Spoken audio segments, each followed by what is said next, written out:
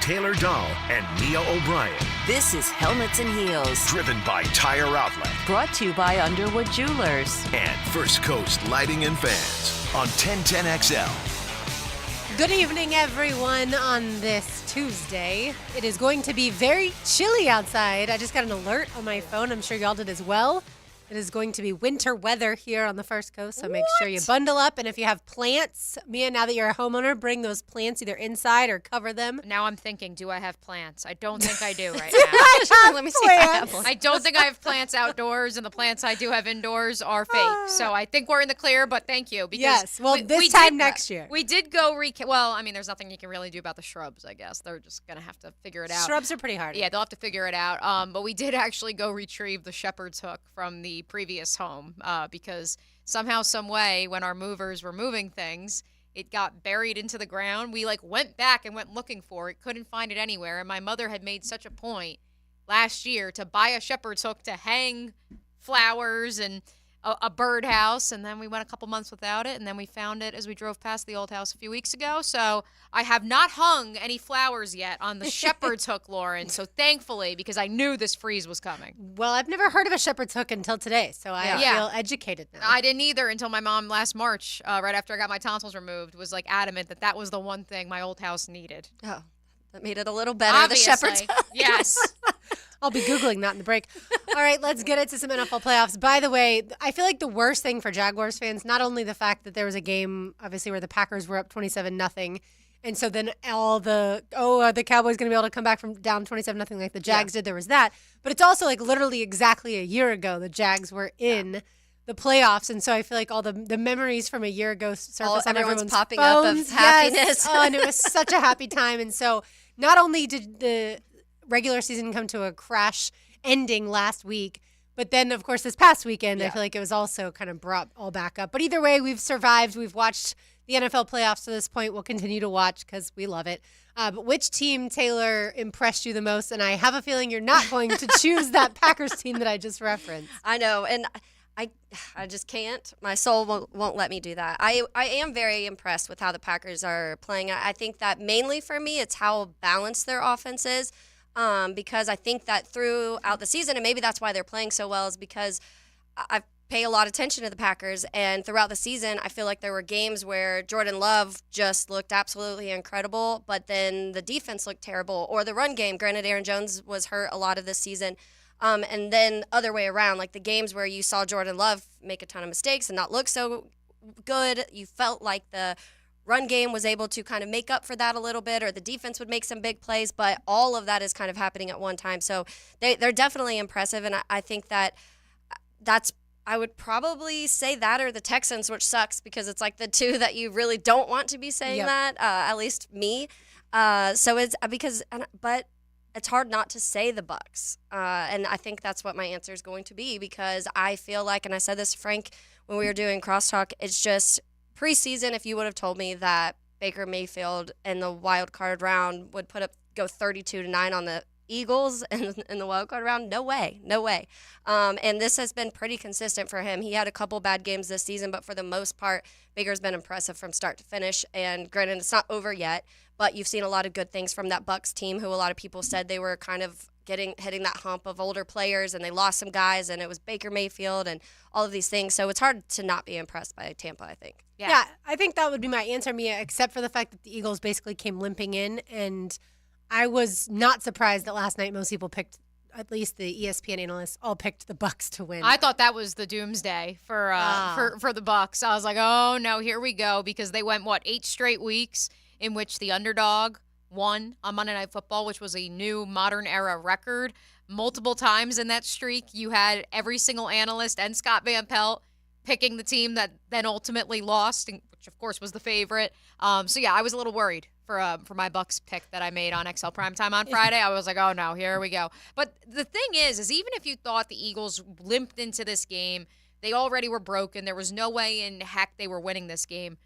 For me, I was just so impressed with how Tampa Bay moved the ball up and down the field. I understand they did that against the Jaguars on Christmas Eve. They were up 20-0, but it was effortless. It was truly effortless. I understand they came away a couple of times where Baker got sacked and that took them out of field goal range, but they crossed the 50 on almost every single drive last night. Yeah. That, for me, says that this offense is operating on all cylinders, and Dave Canavelis, I think that's how you pronounce it, needs to be getting head coaching interviews. Yeah. Because what he has done with Baker, don't forget, the Bucs were, 7-9 in Tom Brady's final season? 8-9, something like that, and limped into the playoffs a year ago. Yeah. They were only 10-7, right? Coming into this playoff scenario. So it wasn't like it was, it was a little bit of a incremental great step up from the season before. But we're talking Tom Brady to Baker Mayfield. I understand it's a different offensive coordinator, but it can't be dismissed what they've been able to do with play action with Baker. Yeah. Rashad White has had a beautiful season. I know the Bucs, people still question whether or not they can run the ball, but this isn't the They do it days just of enough. Right. It's not the days of Lenny Lombardi, unfortunately. Playoff Lenny, who was released by the Bills a short while ago. In case you're just joining us, Leonard Fournette was rushing for 30 yards a game, and maybe Gio Bernard got another 20, and that was it. The fact that they had, they averaged 4.1 yards per carry, and that included some big chunk plays from Rashad White, says to me that this offense is clicking on all cylinders. It's hitting its ceiling, even if its ceiling isn't what the Niners is. Yeah. It's still impressive what they've done in 1 year's time. Yeah, and I think, too, because, when you said that, they still had over 100 rushing yards, though, and that's, like you said, probably the one question mark you kind of had. But they had 9 or 10 different guys catching passes, and 9 or 10 guys dropping passes, too, Taylor. There. 5 of the guys having 45 yards or more, 3 different receivers having touchdowns. And that's not even including Mike Evans and Chris Godwin were on the bottom end of those receiving numbers, too. They're doing it with other players. So that just shows that there's a strong comfortability in their offense. And sometimes that's hard to break down once you get to, as in defenses having to break down so many guys once you get to the postseason. So the Bucs proved that you can win a game if the receivers don't catch every pass thrown their way, which that's interesting. Yeah. I didn't know that. I thought that every ball had to be caught, at least around here. I think it has to be the Packers because of the way they dismantled the Cowboys at home. And the Cowboys were the only home team to not win this past weekend. And it's the freaking Cowboys with all this momentum, and Dak's playing really well. And yeah, there's pressure on Mike McCarthy, but still, I think most people expected the Cowboys to wall up the Packers. And so for it to be 27-0 at one point, you knew the Cowboys were never coming back and winning that football game. I think for me, one of the things that people pointed to all season was Dallas's schedule. And they had a very, very easy, favorable schedule, and especially the games that they were winning. And the tougher games, they got crushed. And so I think that a lot of people, it's easy to just be like, okay, well, they won X amount of games, but you really do have to go back and look at who some of these guys are playing, because especially in that division, not a good, Philly had, especially since November, they were downhill, and the other two teams are almost non-existent in that division. So when you are only really having to game plan around that, and when you just go through, if you take a look at their schedule, for example, the Giants, not good this year. The Jets, not good this year. The Cardinals, who they lost to, not good this year. The Patriots, terrible. The Niners, they lost to 42-10. The Chargers didn't have a really good season. The Rams, who's in the playoffs, the Cowboys, that's probably one of the ones I guess you can look at, but they're out now. The Eagles, who, like I said, they didn't play the Eagles until November 5th when things kind of started sliding down that way. Then the Giants again. Panthers, who's the worst team in the league. The Commanders. The Seahawks, who they could barely beat. The Eagles, once again, not that good. The Bills, they lost 31-10. The Dolphins lost to them 22-20. So it's like when you go through their schedule, there was a lot of indicators that they weren't playing good against good opponents, and against the bad ones, they were able to scrape by, and that, I think, showed big time. What's interesting for me, this stat I just verified, the Packers went 3-3 when Aaron Jones was not in the lineup this year in the 6 games he missed. What is worth noting is that in the two of those wins, which by many accounts the Packers have pointed to as changing the trajectory of their season, the win over the Lions on Thanksgiving Day and then the win over the Chiefs in Green Bay. That win over Green Bay, how many players do you think, because Aaron Jones didn't play, how many players do you think saw carries for the Packers against the Lions? I'll say 4. 3 players. Jaden Reed had 2 reverses, and then A.J. Dillon and Patrick Taylor. Dillon was the leading rusher with 43 yards, and they somehow beat the Lions. You go to that game against the Chiefs, and Dillon has 73 yards on 18 carries. And that's what's so interesting is, like, you would think with no Aaron Jones, like, how did they scrape that one out? They must have run the ball. It is interesting because I thought it was a much starker margin of, I thought they were like 1-5 in games that he doesn't play. It's 3-3, and obviously we've seen the evolution of this offense because Jordan Love and these young receivers were getting their sea legs under them. But it is fascinating to see just how dominant they can be when they have a healthy Aaron Jones, because I think that is, A, so critical to the play action opportunities for Jordan Love in which he's excelled. But B, I mean, he's kind of, I don't even think he's that old. He's what, like 30? I'm not even 30. I don't even think he's 30 yet. He's kind of the old head, though, for this young crew. For running backs, though, that's getting right, up there. exactly. Yeah. But I think that it's interesting because he's the calming presence, I think. And when he's going, I think he's 29 years old, by the way. It kind of settles everything else around it.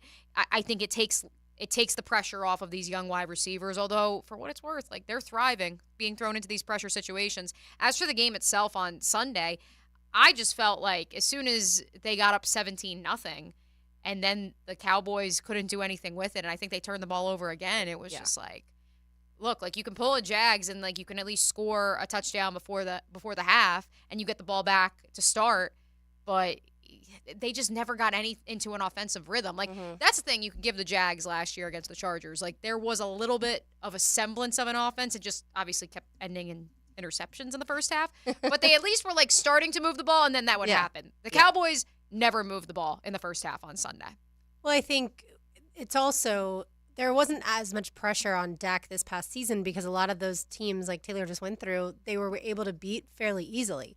Once it got to the point in the game where there was a lot of pressure on him when his defense was letting him down and then he had to try and find a way, that's when he started to throw interceptions. And I will say, my cousin who lives in Denver texted me before the game and was like, ready for the Cowboys to lose in the first round. And I kind of laughed like, I don't really think that's going to happen. And then I started to think more about it, and I immediately texted her back. And I was like, how many interceptions is Dak going to throw? Now, I still thought the Cowboys would win. Yeah. But I thought he'd throw a couple picks, right? And so as soon as it was, 17-0, and then he threw the pick, like, and we were both like, okay, actually, this is going to happen. And it's kind of fun because we don't really care one way or the other. Yeah. But certain franchises, they just have a way of ending the season in the first round of the playoffs or not making it to the playoffs. Obviously, the Cowboys tend to make it to the playoffs. And that's what's been said about lots of, franchises like the Chargers and things like that in the past. And so watching now what happens with Mike McCarthy, watching now what happens with Nick Sirianni in Philadelphia, that's going to be, I think, the most fascinating of the entire coaching carousel. Sorry, one of the things that's, and I think they said it, I don't know if it was this broadcast or if it honestly might have been the Bears-Packers game the last week of the season with Jordan Love, because one of the things, when he turns the ball over, they lose. And that's been almost the direct correlation. We talk about it a lot where that happens. But then there's other times where I feel like you are like, okay, they can manage a turnover and still be able to win. But truly, I was just looking because I remembered that sticking out. So he's in 7 games he threw interceptions this year. They lost all of one of those. And so that's their direct correlation. They don't have a whole lot of room right now because I think they're so young to make mistakes. So as long as Jordan Love can avoid making mistakes, which he's been able to do very well, then I think they'll still be really tough for anybody they play. Yeah, I think that's one of the more interesting games of the weekend. And I'm sure, too, he's a young quarterback. He's not a rookie, obviously, but he's new to starting. You have to wonder how much his confidence wavers when he throws an interception. That's something that gets a little better once you become a more seasoned player. All right, we will go over our impact players we chose for the Super Wildcard weekend and pick some new ones for this upcoming weekend. You are listening to Helmets and Heels, driven by Tire Outlet on 1010XL 92.5 FM. Welcome to the jungle. We're too old to die, baby. 1010XL, home of the Jaguars. The new year is the perfect time to make sure that your roof hasn't been damaged after storm season. Schedule a complimentary roof inspection with Universal Roof and Contracting. And right now, get $250 off your new roof, plus flexible financing options. This offer expires January 31st and restrictions apply. Universal Roof and Contracting, proud partner of the Jacksonville Jaguars. License number CCC 057165, CBC 1258484. UniversalRoof.com. Now at Hodges Mazda, experience refined performance and turn heads in a 2024 Mazda CX-5 that feels like it has been tailored just for you. Lauren Brooks here. Purchase a new 2024 Mazda CX-5 with 0% APR for 60 months. plus no payments for 90 days. Yes, I said 90 days. Their professional non-commissioned sales team always puts your best interests first. And every vehicle purchase from Hodges Mazda comes with 2 years free maintenance. Visit Hodges Mazda online at HodgesMazda.com to discover the Hodges Mazda difference. See dealer for details. Terms and fees for qualified applicants expires January 31st, 2024. Wow, John, my Clearwater sprinkler system looks great. All right, Frank, let's go ahead and program your Rainbird timer. How many minutes do you want the zones to run? John, I think we run from the front 20, the sides 15, the back 10, the garden 5. Clearwater scores! Well, that's a first, Frank, but you're the boss. Clearwater Irrigation. We can't sing a lick, but we sure are good at sprinklers. And drainage to ClearwaterJacks.com. I knew how to change my driver's license. Now, so before I even walked in there, I was like, oh, God, this line is going to be really long. They're going to be mean. And then you wait for 9 hours, and they're like, here, what do you want, license? Wrong line! Get to the end of the next line! Tim Brewer, The Survival with Laughter Tour, May 12th, 7 p.m., Florida Theater. Tickets on sale now at floridatheater.com or 904-355-2787. Bridging the gap between the First Coast and the swamp. Gators. I'm Taylor Dahl. Join me for the Gator Report on 1010XL as I break down the latest storylines in Gator Nation. Brought to you by Darley's Plumbing, where quality counts on 1010XL. Why live with foot or ankle pain? If you have persistent pain, numbness, tingling, burning pain on the bottom of your foot, or swelling that doesn't improve with home treatment, it may be time to see Jacksonville Orthopedic Institute.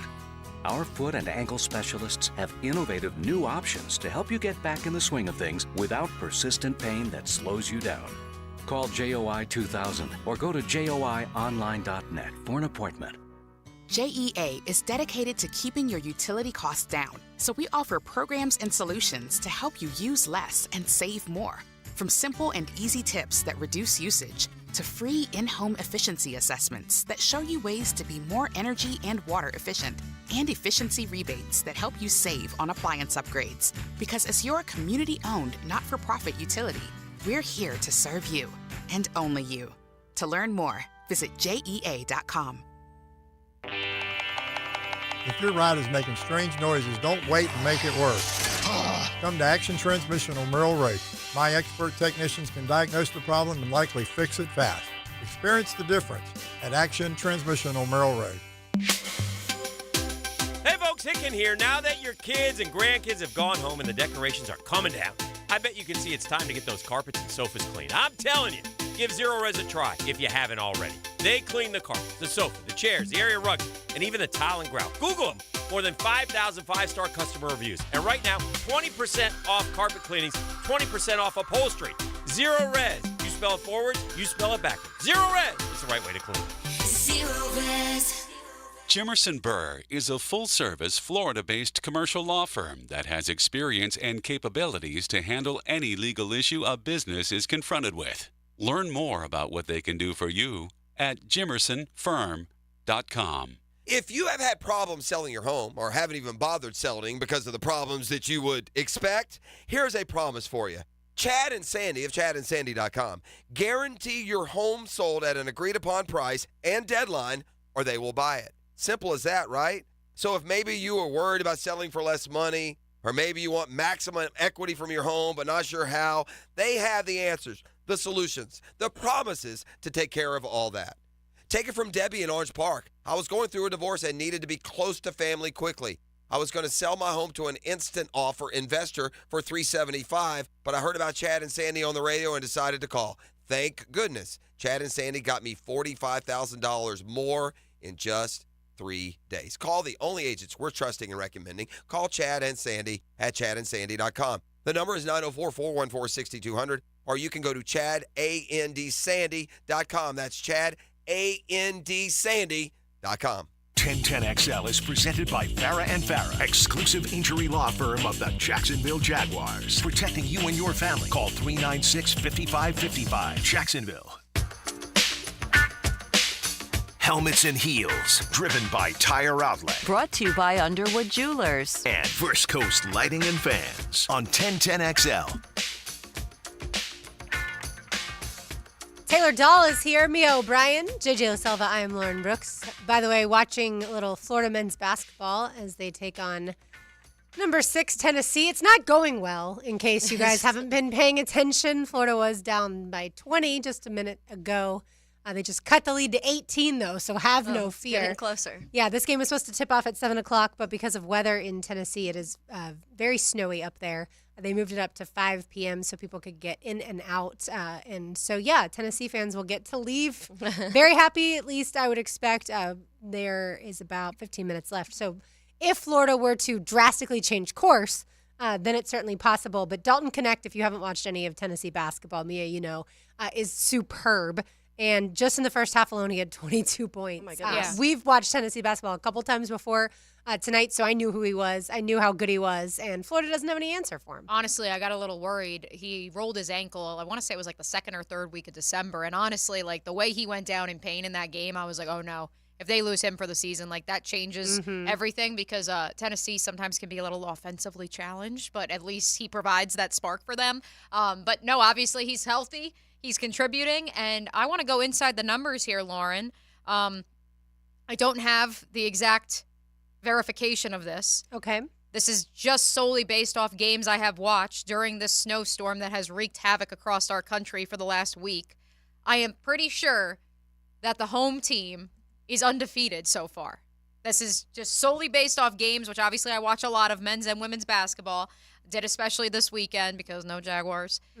Whether it was, yes, the Iowa Hawkeyes playing in front of 100 people Friday night, the men's team, because there was a travel ban in effect and no one could get to the Iowa-Nebraska game. Whether it was Creighton triumphing over Rick Pitino and St. John's on Saturday and Rick Pitino saying he wanted to kill himself. Yeah, that's a story we will get to later in the program. But, you know, just hurl himself into the East River if they don't win a national title. It's fine. Rick's just playing the hits. He's trying to get clicks. But this is based off no actual fact checking, but I need to.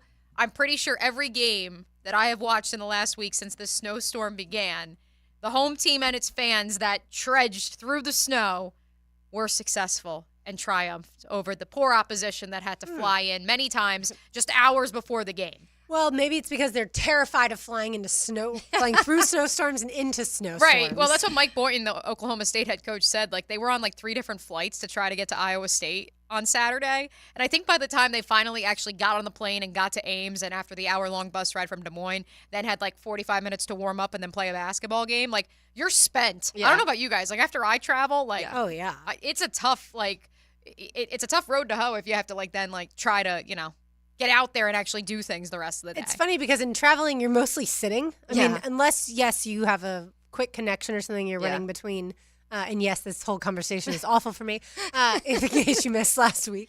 I'm but just saying, the snow otherwise, game you're still effect, just man. sitting there. You're sitting at the airport or you're sitting on the plane. know. You're not doing a whole lot, yet it is exhausting. I think that a lot of it for traveling is just the whole process, leading up to, because you're all right, I got to pack my bag, got to get to the airport on time. Okay, then you're going through the security, and then you want to find your gate. Then you finally get to sit, and then you're all right, when am I boarding? Now I have to do this. And if you have a fear, it's even worse. Oh, it's terrible. And then if you hit the turbulence, some of these teams have to face. Well, speaking of travel and the home team winning in the snow. plane door flies off. Not. Speaking of home teams winning in the snow, both Kansas City and Buffalo did just that this weekend. That's right. That they did. Way to lead us into our impact players. By the way, Brian and I, after last Tuesday night, I was like, did you know about this plane door flying off? And he's like, of course I did. And no, I was never going to tell you. He was. So thank you. Even though then at dinner with my parents on Saturday, they talked all about it. And I kept being like, please stop. I can't listen to this. Anyway, all right, I'll go first. I had originally Mia and I both chose Nico Collins. I'll just give us both an A+ on that one since the Texans and Nico Collins had a great game. Then I went with Bucs wide receiver Mike Evans. It wasn't his best night, but the Bucs ended up winning. Defensively, I went with Bills linebacker Terrell Bernard. The only problem with that is he got injured. Yeah. And I don't know exactly whether he'll be out for a while. They said ankle sprain. Rough. Yeah, they said ankle sprain after the MRI, but I would be surprised. But yeah, that means the Bucs are on their 3rd middle linebacker this season. So we'll see how they do against the Chiefs. But those were mine. Taylor, you had Cowboys quarterback Dak Prescott. Who blew it again, freaking Dallas. It's come on. I needed you one time, Dak. You also had Eagles linebacker Hassan Reddick. Both of your players out of the Terrible. playoffs. I guess it's a full-on jinx now that I I have. think so. Mia, you went with Texans. But I was Oh, yeah. right. Those people needed to play better to win, and they did not. You're absolutely right about that. Mia, you went with Rams running back Kyron Williams if you didn't have Nico Collins. Pretty good game. Yeah, I mean, 13 rushes for 61 yards is below his standard, Yep. but to average 4.7 yards a pop against the third best run defense in the league, I mean, you'll take that every day. It was a 1-point game. Good teams win, great teams cover. Thank you very much, Los Angeles Rams. You also had Browns corner Martin Emerson Jr. I have to say, I don't know that I noticed him much. Yeah, initially on the first few drives you did. He broke up the reason that the Texans went 3 and out in the opening drive was a pass breakup from him. He finished with, 2 tackles. I can't see the pass breakups because I'm dumb and didn't go to player stats. Look, for me, when I look at this Texans-Browns game, it is the ultimate question of did they win the game? Did the Texans, win the game, or did the Browns throw this one away? I think the Texans certainly played well enough to win. They looked dominant, yes. But you cannot deny that Joe Flacco throwing 2 pick sixes changes how the offense for the Texans is going to attack things, how the offense for the Browns has to respond, and how the blitz-happy Jim Schwartz defense responds as well accordingly, because now they're down 2 scores, 3 scores, 4 scores suddenly. I think even if Flacco doesn't throw the pick sixes, the Texans still win. I do too. But I certainly get your point. Him imploding did not help anything. I feel like you can't overcome 2 pick sixes in a playoff game. Especially when they're One in the pick six, same maybe. quarter. But yeah, absolutely. Well, and that's just part of what the Texans have also been able to do is make some of those plays defensively. And Joe Flacco in the games where you feel like things, because we all say he's more of just, at least now, is that guy of a more so game manager, just don't mess it up. And so when a defense forces you to mess up, there's not a whole lot Flacco can do to overcome that by himself. Yeah, absolutely. All right, and then JJ went with Dolphins wide receiver Tyreek Hill and Browns edge rusher Myles Garrett. Oh, Myles Garrett, was he even playing? Honestly, I had to look it up. He had 2 tackles because that pocket was clean, man, yeah. Sure all was. game.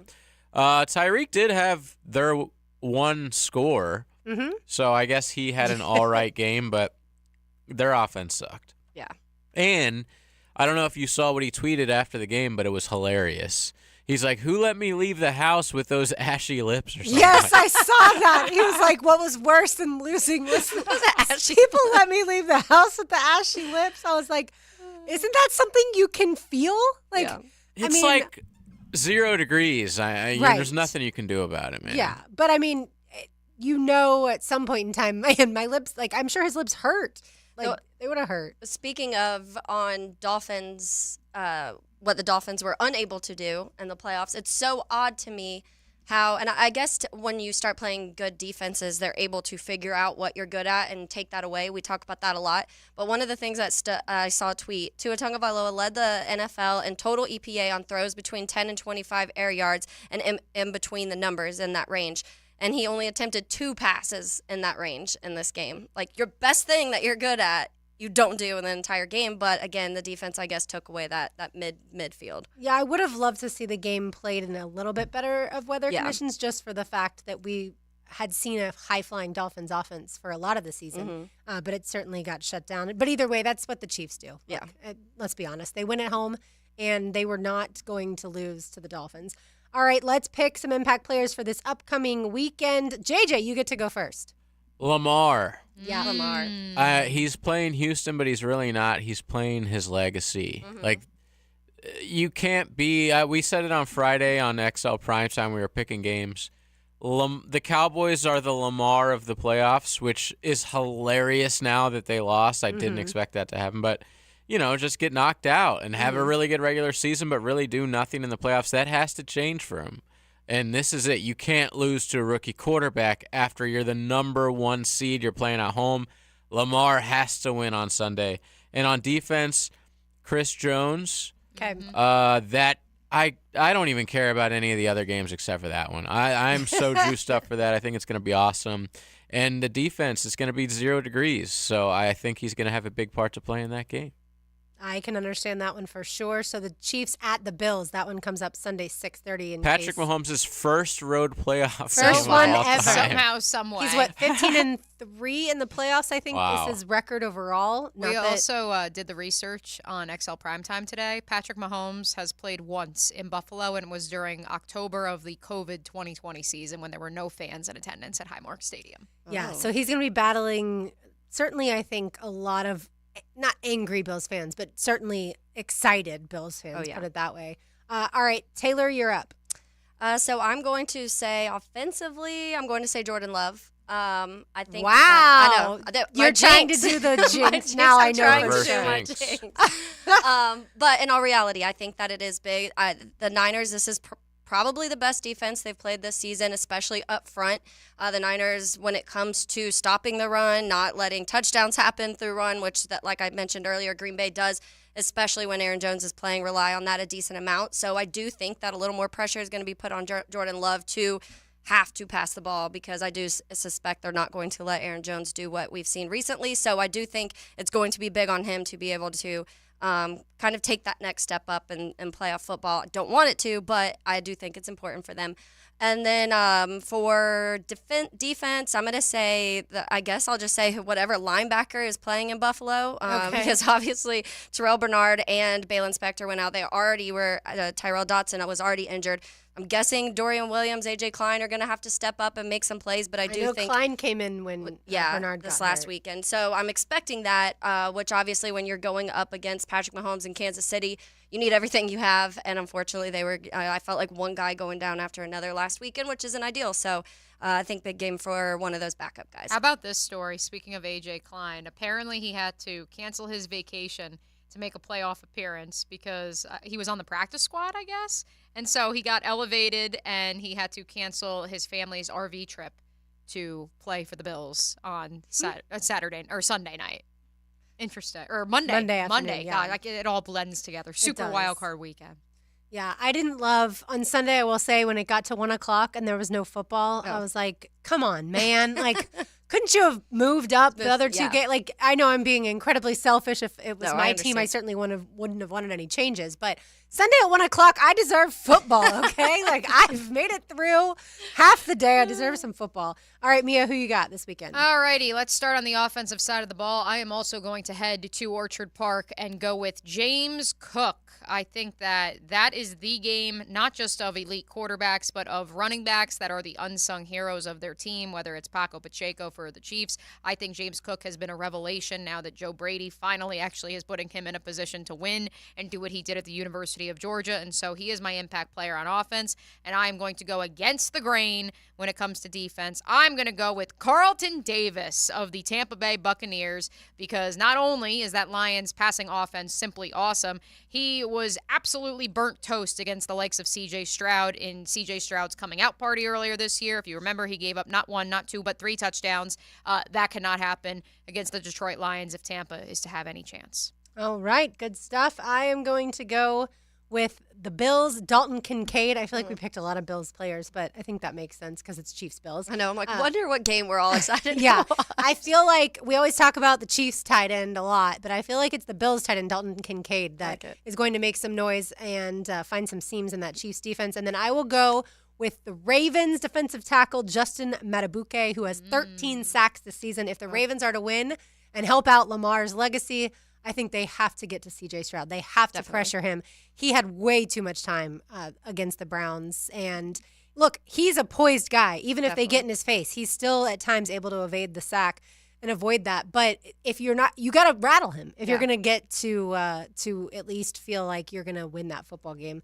I do think it's probably going to be like 30-27. Like I think it's going to be a close game. And I think the Texans are going to put up a fight. So the more you get to C.J. Stroud, the better off you are. All right, we've got a giveaway when we come back, and Taylor will take us around the NFL. You are listening to Helmets and Heels, driven by Tire Outlet on 1010XL 92.5 FM. Welcome to the jungle. We're too old to die, dog, baby. 1010XL, home of the Jaguars. Why does everyone seem to hesitate to buy a used car these days? Probably because the warranties stink. Well, we only offer the best cars that can pass our 160-point inspection and qualify for the Beaver Certified program with a 7-year, 100,000-mile warranty. You mean just Chevys and Toyotas, right? Nope, all of them. Nissans? Yep. Fords? That's right. Hondas? You bet. What about all of them? And if you want to see all of them, come see us at Beaver Toyota in St. Augustine or Beaver Chevrolet in Jacksonville. At Golden Hammer Roofing and Gutters, you get the golden standard in roofing. They can do 99% of home roofs in just one day. No construction activities lingering around for an extended period, allowing you to resume your normal activities. Plus weather protection.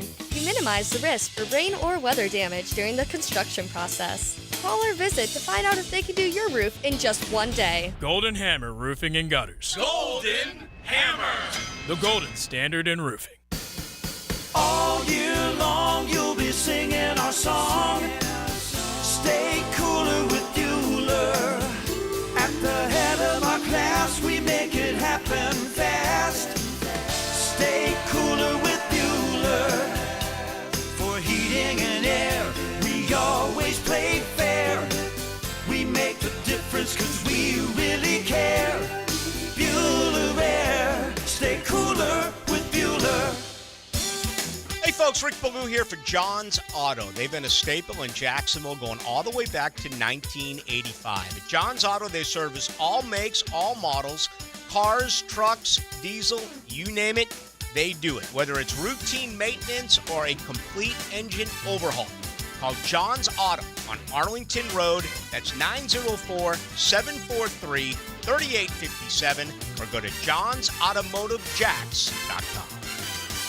Now, the Florida State Seminole Report, brought to you by your local Ag Pro, your home team. Florida State head coach Mike Norvell has been named the winner of the Paul Bear Bryant Coach of the Year award. Norvell is the first FSU head coach to receive the honor. In his fourth season at Florida State, Norvell led the Seminoles to the 7th undefeated regular season in program history, an ACC championship game win over Louisville, and produced a third 13-win season in FSU history. I'm RJ Saunders with your Ag Pro Seminole Report. AgPro has been family-owned and operated for over 64 years. We take pride in developing long-lasting relationships and offering first-class customer service. Need a new tractor, parts for your used equipment, or reliable service? AgPro has you covered. AgPro is here to serve you and your operation as your hometown dealer. Visit us today at any of our AgPro locations or go online to agproco.com to get started with your AgPro experience. 15,000 workers. I'm Brian Rose from Remedy Staffing. We survey 15,000 blue-collar workers each year to better understand what drives quality and dependability in our workforce. The survey shows when looking for a new job, the initial pay rate, job security, and safety while working are the most important factors for hourly workers. If you're an employer and would like to learn more about the voice of the blue-collar worker, please call us at 904-528-1933. Hey Jacksonville, I'm sure by now you've seen our bright green GFL trucks and containers throughout the greater Jacksonville area. We are an industry leader in solid waste and would love the opportunity to earn your business. We are committed to customer service, reliability, and have unwavering focus on safety. Whether commercial or construction, let us haul your waste away.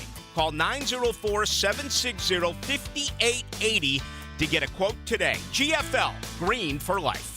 DivorceMenOnly.com. This is Kenny Lay of Kenny Lay & Associates. Our firm specializes in representing men in family law. That's all we do. That's our only focus. We can help with all of your family law needs, such as divorce, custody, alimony, and child support. For over a decade, we have helped thousands of men with these types of issues. We even have an appellate division ready to challenge a judge's ruling. If you need a family law attorney, go to DivorceMenOnly.com. DivorceMenOnly.com. Offices, Jacksonville. 1010XL is presented by Farah and Farah, exclusive injury law firm of the Jacksonville Jaguars. Protecting you and your family. Call 396-5555. Jacksonville.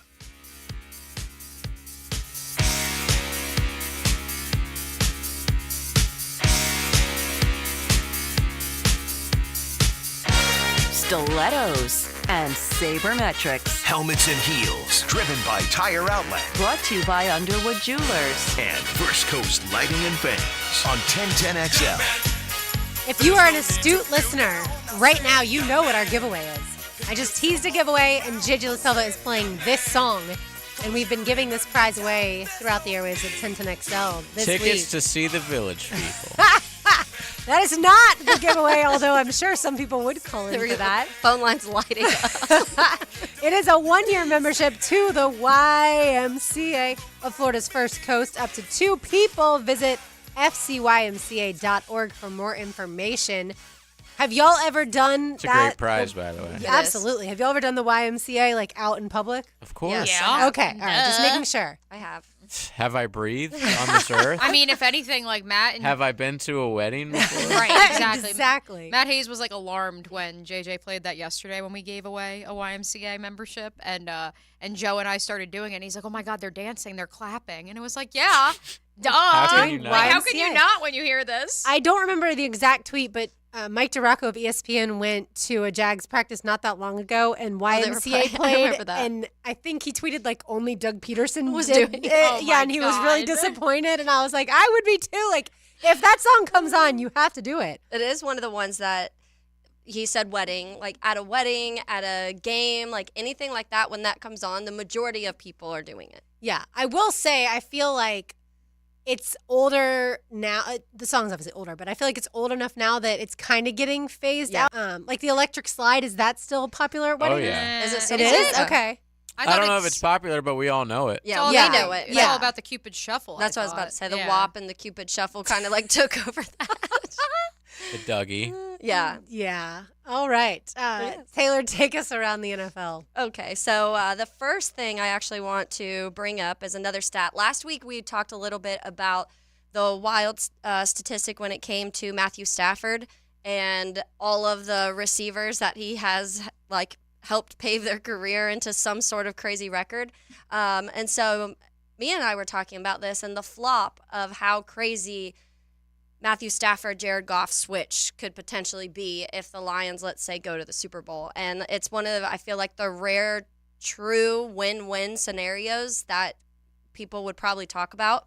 But I saw some numbers on Jared Goff, and it was really interesting. And I think that before even this season, they started playing well at the end of season, but people were questioning how long that success could go on because he won a crazy amount of games without interceptions, and they were like, okay, is this really who Jared Goff is? Or, you know, he was always kind of one of those ones that I felt like we were in limbo. But I saw this, and it's pretty crazy. So Jared Goff, it says, has turned around every football team he's been a part of. So his college, year 1, the team was 1-11. Year 2, the team went 5-7. Year 3, they went 8-5, bowl win that season.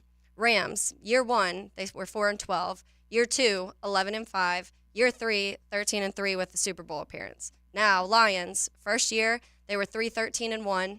Year 2, 9-8. Now year 3, 12-5, division playoff win, and now continuing. So all those numbers just were really crazy. As Jared Goff, just that guy. Maybe it takes him a year, 2, 3 to really get comfortable in that system. But is this something that you see continuing to be successful? Just Jared Goff. Yeah. Is in he, Detroit. Is he going to, yes, I think the upward trajectory is for real in Detroit. Could I see them stumbling, here and there? I mean, everybody has bad seasons. Yeah. The injury bug comes for everyone at some point or another. It is fascinating, that upward trajectory, especially because of the rep that Jared Goff, for better or worse, got after basically being deemed a game manager. He was never going to – he could get the Rams to a Super Bowl, but they couldn't win a Super Bowl with him. Do I think the Lions could win the Super Bowl? Absolutely. I think they have all the pieces. Mm-hmm. But we talked about this as well off the air, Lauren. Like, it just feels like the Lions were built to hit certain benchmarks. Mm-hmm. So the 3-win season, last year they didn't make the playoffs, unlike the Jags. Had the same record as the But Jags. they had the same record. They had a winning record. They obviously progressed throughout the duration of the season, so that was progress. Now they make the playoffs. They win a playoff game. And so that's where, I feel like the next step is, they get beat either this weekend or next weekend, and then they come back the following year to make a Super Bowl. But, hey, I mean, I could be wrong. They could jump a few steps, and they also could falter down the stretch. But I think they built the infrastructure piece by piece, and that's what you're seeing. I think it's really evidence of a lot of things. One, you've got a head coach and a general manager who are on the same page. And that's critical when building a roster that isn't very good. And that's what they ended up with, right? They were taking over a team that wasn't great. And really a franchise like Jacksonville, where the city had lost confidence in the team and had, this really wounded self-esteem. And they have been able to completely change that. And I, even though we all laughed at Dan Campbell in that opening press conference about being kneecap biters, like, the grit is what the term that they want to use, but just the toughness that they've built in that franchise, that's night and day from where they've been. Yeah.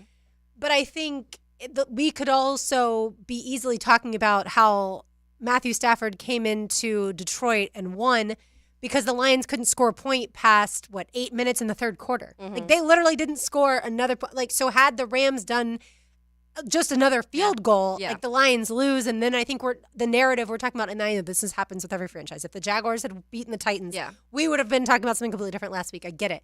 But with the Lions, I feel like they're just teetering almost, though, on the precipice of being pretty good but not great. And I do think the quarterback is part of that. I agree, because I said it yesterday. You can't tell me that they didn't just sit on a lead and hope and pray that it didn't slip away in that second half. And if the holding call on Puka Nacua comes to fruition, we may be talking about a different outcome. Yeah. But kudos to them for what they've done, for sure. And the interesting thing for me with the Lions, and this can go back to connecting what is happening here, or the lack of what's happening here, is Detroit had a really solid ending to the season. Yes, they made the playoffs, but they ended it on a high note, knocking Green Bay out of the playoffs. That meant that win didn't mean anything to them. Honestly, it got them a worse draft pick, and that if you're getting, analytical and all of the things. But I think that they didn't stop. When you go back and look at what Detroit did in free agency and the draft this last season, they were like, great, we won 9 games. We can be better. There's still things we have to fix. That's something that the Jags did not do. When you go back to free agency, let's look at that last year. They got David Montgomery because they replaced Jamal Williams in that. C.J. Gardner-Johnson, Cameron Sutton, Emmanuel Mosley. They obviously brought back Marvin Jones Jr. They bulked up their offensive line, got a few different offensive line pieces. Linebacker Alex Anzalone, he's been playing really, really well this year. And then Former Gator, thank you very much. And then when you go to their draft, and they traded up for certain pieces that they found would fit. But Jahmyr Gibbs, Jack Campbell, Sam Laporta, Brian Branch, some of those names might sound familiar to some of these people because it's names that we talked about wanting here in Jacksonville. But that to me that's what builds a good organization. You don't get comfortable. You don't sit back and say, okay, like we're going in a positive direction. Some of these young guys just have to get a little better and we'll be good. No, it's a constant building process. And the Lions saw that they had the chance to get even better, and they did. If I may, just because as I'm perusing while we're on and off the air, I think this kind of ties right in with this. Dan Le Batard's show earlier today, they'd love to do their question of the day. They did 3. Has this person already won the playoffs? Has Baker Mayfield already won the playoffs? Have the Detroit Lions already won the NFL playoffs? Has C.J. Stroud already won the NFL playoffs? I mean, that's good, though, because all 3 you could argue. Yeah, because when you're Jordan Love, I'd put in there, too. When the last playoff game the Lions won was in 1992, to them, I think they'd say, okay, this was successful. If they lose this weekend, you'll still say, all right, you know what we did last year? Like I said, 9 wins, didn't make the postseason. This year we win a playoff game. But that's when you have to say, okay, but now what was the issue? Where was the biggest glaring issue? And let's fix that.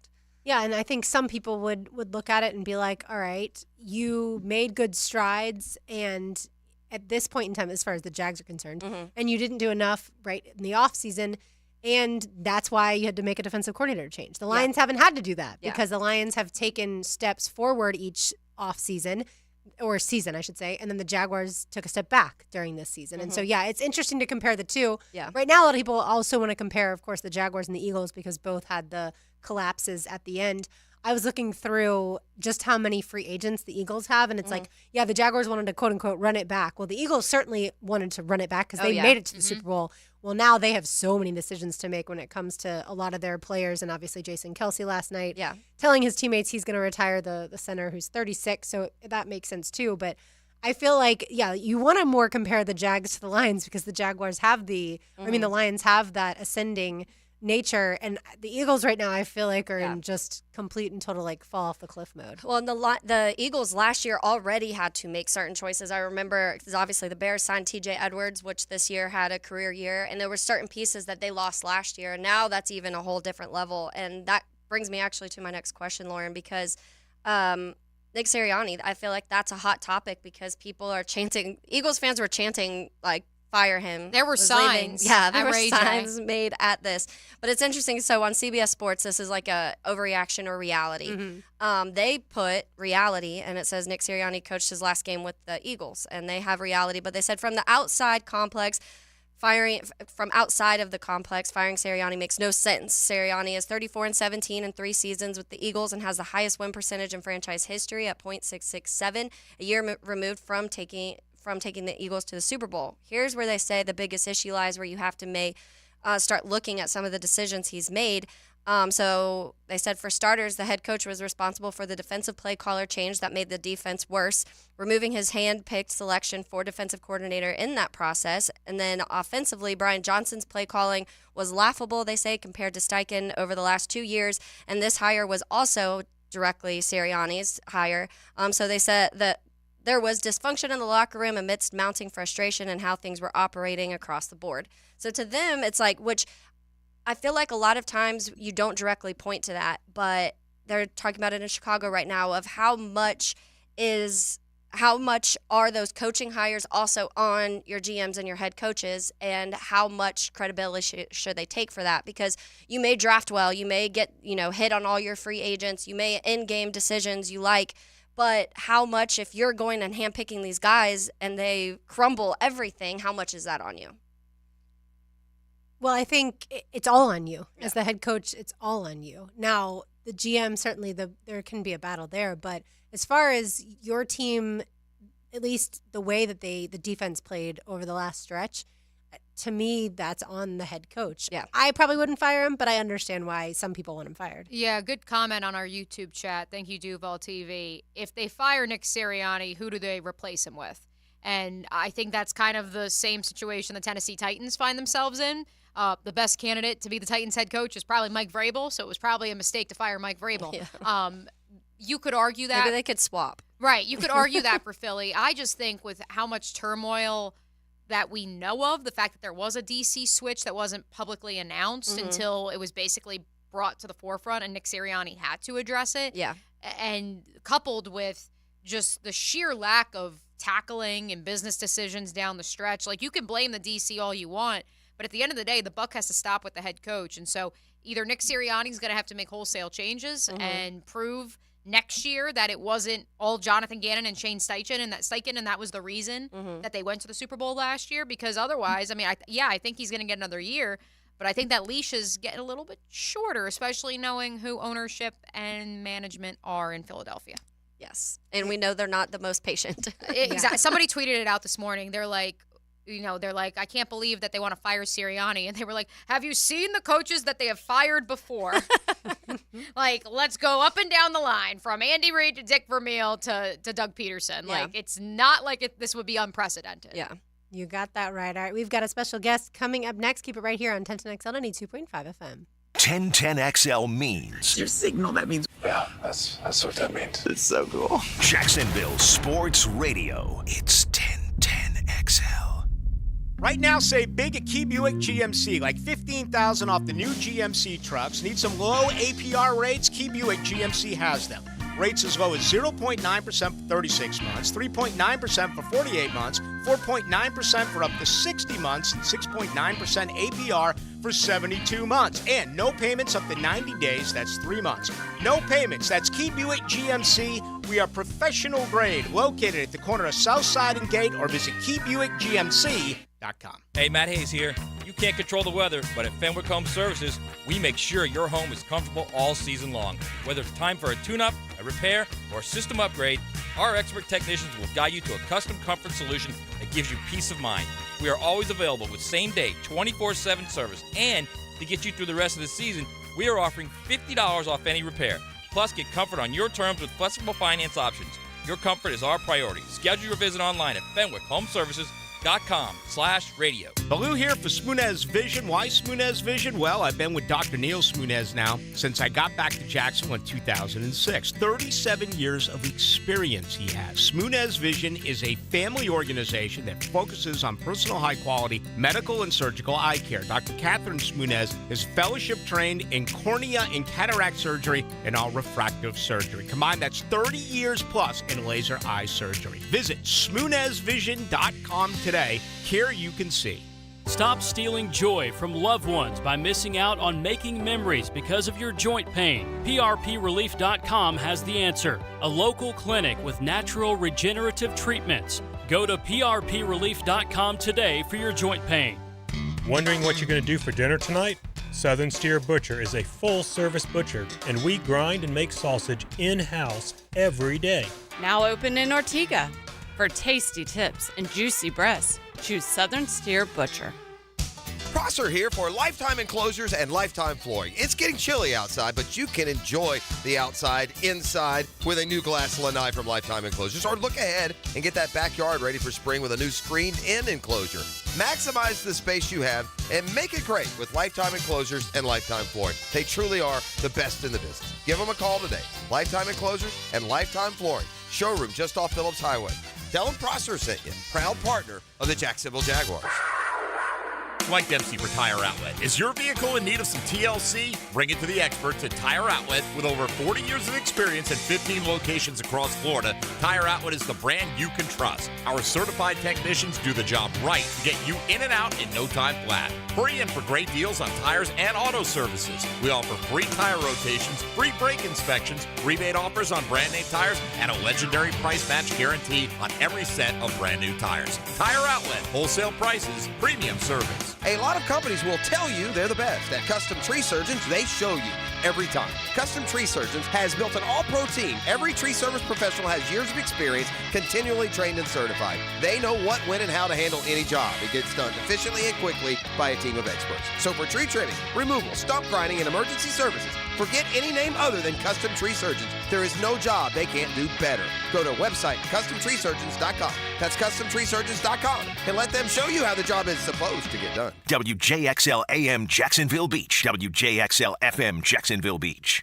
You don't have to be a football star to get a signing bonus. The team at Republic Services needs your skills, and they're paying up to $5,000 for you to join the roster. You'll be joining a winner. As an essential business, the Republic Services trucks have not stopped rolling with hourly and weekly pay and better benefits and vacation packages than the rest of the league. Driver trainees, $1,000 sign-on bonus. CDL drivers, $3,000. Diesel mechanics, $5,000 bonus. Join the winning team at Republic Services today. Visit republicservices.com. Equal opportunity employer. This is Keith Catlin for Catlin Truck Accessories, and we are so blessed to be in business for over 100 years. Over 100 years of the best product and customer service means you can count on Catlin. From Roll and Lock bed covers to Lear toppers to Cam Locker toolboxes, Catlin Truck Accessories has you covered when it comes to your truck or van. We do those too. Got a fleet of vehicles? We can outfit them all. Who can you count on? Count on Catlin. One name, one location, 100 years, you can count on Catlin. Whether you're undertaking a major home renovation or just a simple repair request, American Electrical is your 5-star Jacksonville-based electrician to get the work done right. Experienced design building department working seamlessly with their electrical contracting department to help you create beautiful lighting spaces and electrical plans that make your house flow. And remember, with American Electrical, it's wired right at a fair price. Call American Electric at 737-7770. Look for that red, white, and blue eagle on the side of their truck, and you'll know it's American Electrical. 1010XL is presented by Farah and Farah, exclusive injury law firm of the Jacksonville Jaguars. Protecting you and your family. Call 396-5555. Jacksonville. Helmets and Heels, driven by Tire Outlet. Brought to you by Underwood Jewelers. And First Coast Lighting and Fans on 1010XL. Some housekeeping to begin the 7 o'clock hour number 2 of Helmets and Heels. We did realize we did not give a number for that YMCA. Sorry, guys, if you're still waiting. I am the absolute worst. Apparently, I did not say be caller number 3 at 641-1010 to win the 1-year membership to the YMCA. I was too busy doing the YMCA.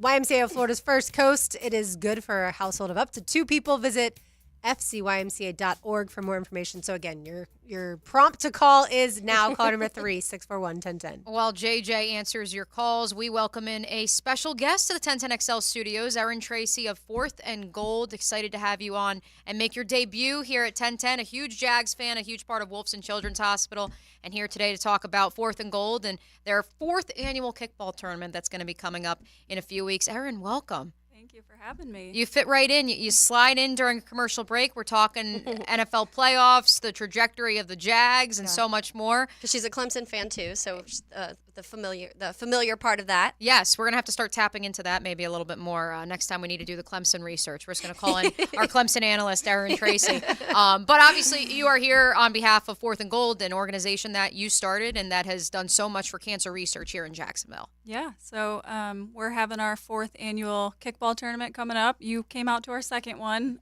just did some filming, and so she didn't play. She did not play. Okay. She actually surprised me because our friend Eric, he had a team set up, and then I see her walking up the little alley with her camera, and I was like, oh Lord.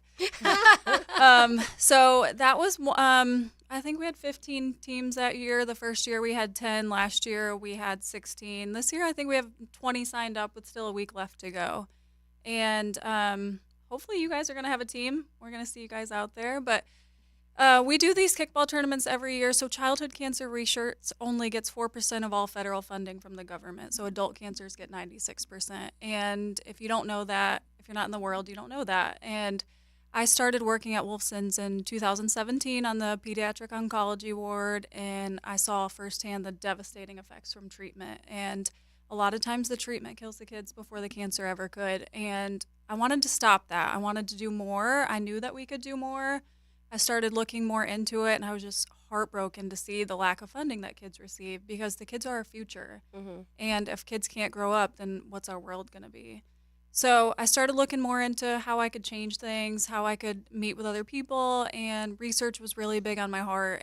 We have a lot of great organizations around here. The J Fund, they help families financially. The Child Cancer Fund, same thing. Dreams Come True does a lot of wishes for them. And there's not much research around here. So that's what I decided my heart was on. And in 2020, I lost 2 kids back to back. They were both 15. They both passed 2 weeks apart from leukemia.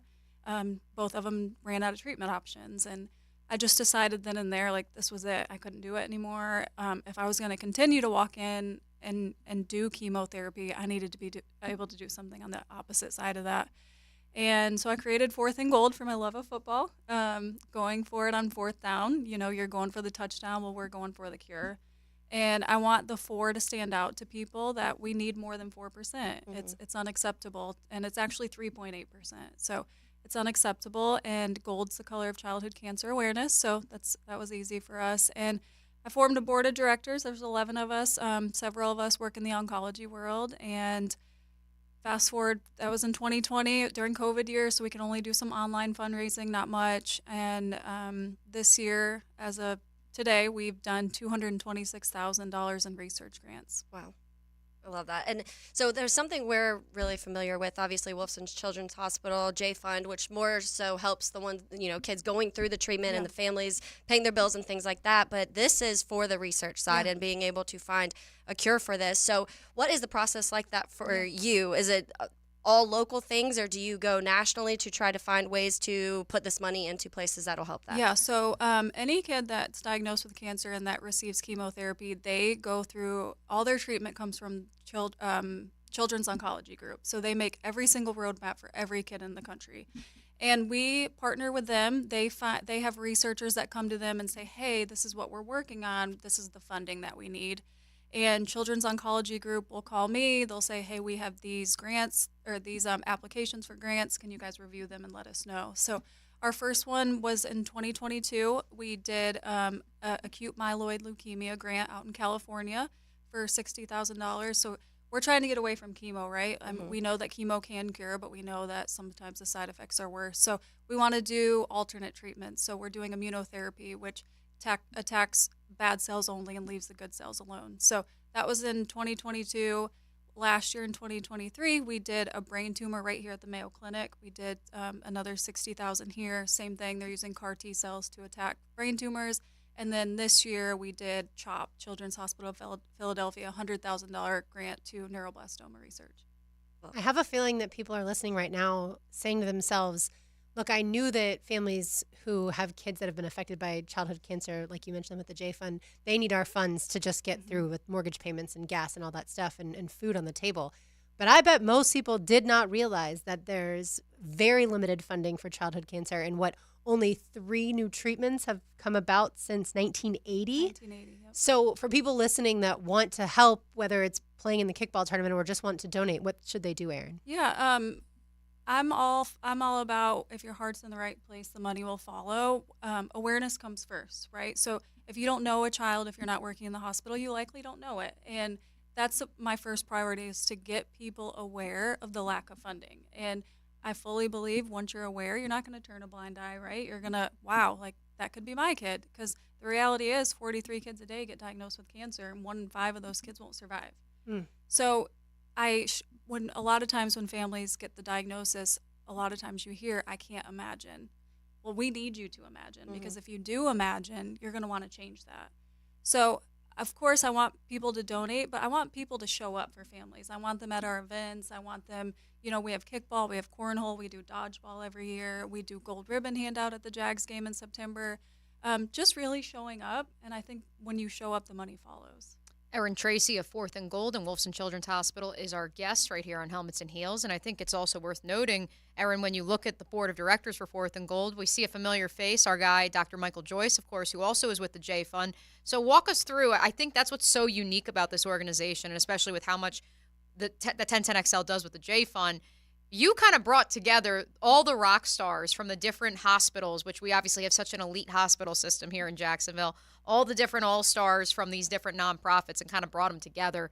What went into creating and bringing all these great minds? Yeah, so I work with Dr. Joyce very closely. He's the oncologist on my unit, and I knew immediately he was somebody I wanted. He's very big into research. If 10 doctors tell you that you're out of treatment options, he's the one that's going to stay up late and say, no, there's a study out in New Mexico, and we're going to try it. And that's someone I want on my team, someone that will go to the ends of the earth. And the other people, I strategically picked them.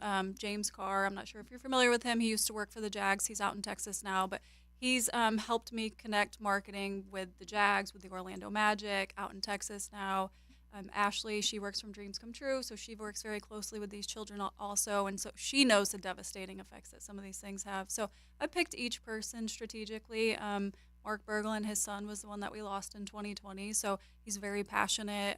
Jake was larger than life. Honest to God, he's one of the brightest kids I've ever met in my whole life, and he was 15, probably going on 40. I mean, he just never met a stranger, and I just knew after he passed that we had to keep going for him. And our accountant, her son had a brain tumor. He's doing well. He's at Florida State as a freshman, but I mean, he's got a lot of side effects from the radiation. And just everyone that's really been affected. My dad's there. He's got obviously a medical background, and just everyone who's very passionate about changing the world. Is there, because you mentioned that number 3.8%, is that what you said, of the goes to childhood cancer for funding? Is that something too that you guys would like to eventually focus on, is getting that number bigger too, rather than just the donations? Yeah, absolutely. A few years ago when President Trump was in office, there was something called the STAR Act that a lot of families tried to get passed, and it would go from 3.8% to 7%. President Trump did sign off on it, but it never made it past the Senate. Okay.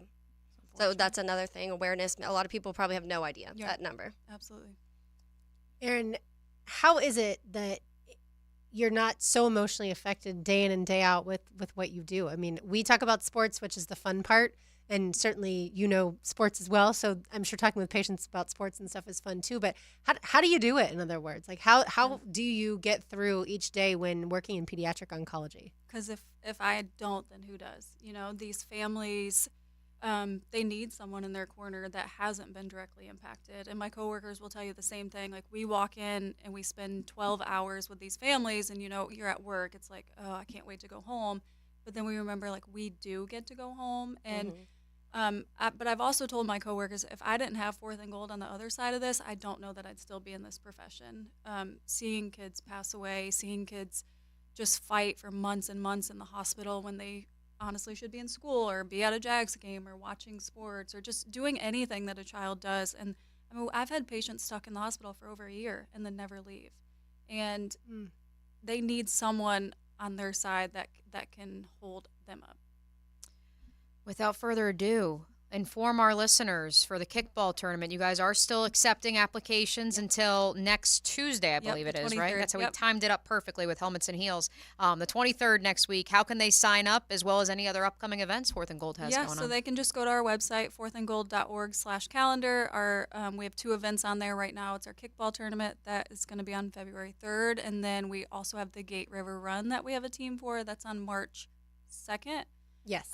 So anybody can sign up either on those teams. And what else do we have? I see photo booth, DJ, photographer. Yes. What else do we have looking forward to at the kickball Yes, tournament? we have face painters. We have a Fourth and Gold photo booth. We have a DJ, a photographer, sweet and salty food truck will be there. We'll have free lunches. The news typically pops by.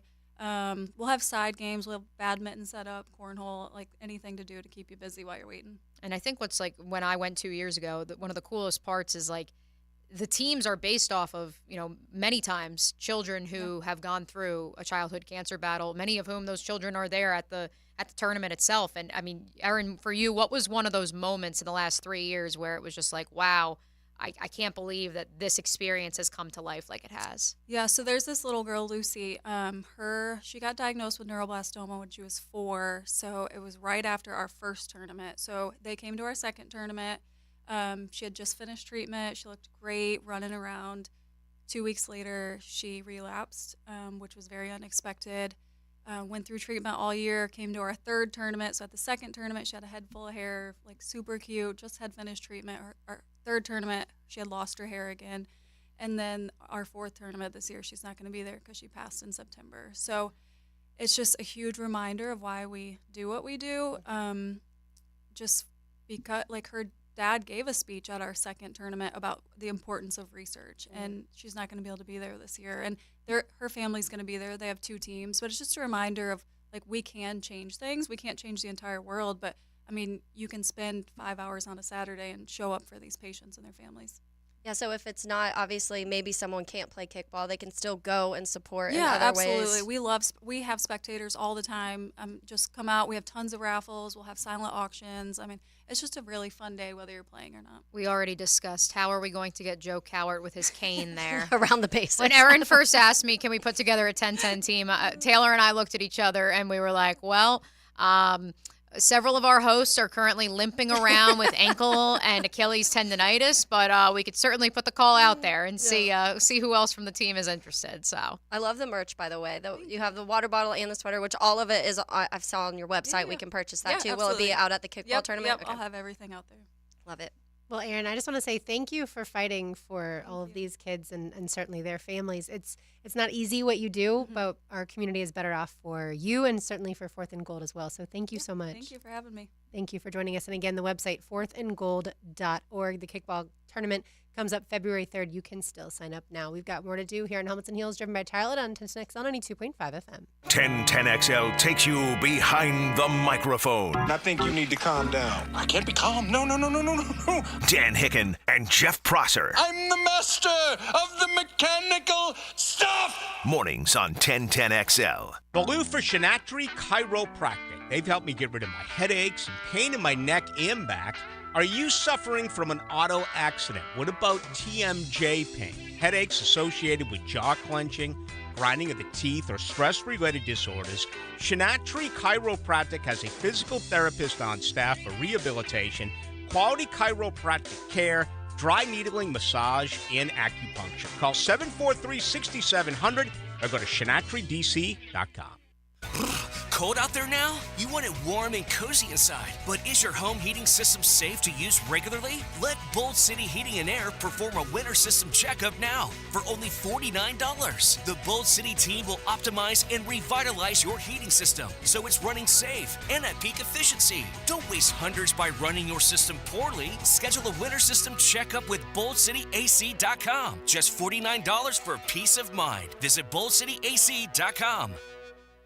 Brackish Vodka, a proud partner of the Jacksonville Jaguars, is the smoothest local vodka you can find.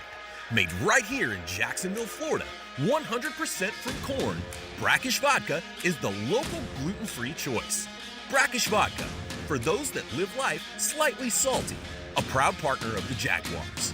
Get your slightly salty Brackish Vodka fix every happy hour, Monday through Friday from 3 to 6 p.m. at Palms Fish Camp and Restaurant off Heckscher Drive. I love to listen to XL Primetime, but it's on while I'm at work. You can't listen all day, every day, but you can catch what you missed. Good thing I can listen on demand. Go on demand at 1010XL.com. Brought to you by Underdog Fantasy. Malfunctions in your electrical panel can lead to hazards like fire or power outages, leaving your home at risk. So leave it to the pros and Mr. Sparky. 888-8 Your on-time electrician, Mr. Sparky of the First Coast. Superior Fence and Rail knows about exceptional customer service. From the first call to the final inspection, Superior's team provides first-class care with great communication, friendly installers, and quality fence products. There's a reason why Superior is the top-rated fence company in Jacksonville. So get off the fence and call Superior Fence and Rail for your new fence today. When you're on the fence, about a fence, SuperiorFenceandRail.com. Are you 18 years or older, just got married, just got divorced, or have children? Listen up. Have you done your last will and estate planning? You have questions? Call Matt Hinson with the Hinson Law Firm. Reach him at 527-1700. Office is Jacksonville, Florida. And don't let the state decide your fate.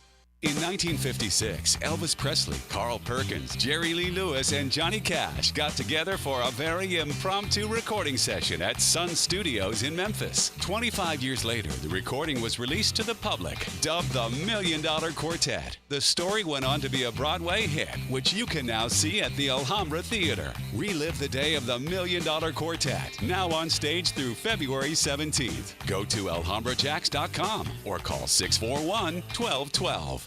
Hey, it's Matt Hayes, and I've declared 2024 to be my year, the year I put more life back in my life. You know how I'm doing it? By taking off the weight with Awaken 180 weight loss. 35 pounds gone, and I did it during the toughest time of the year. There's no excuse in January. This is the easiest time of the year for weight loss.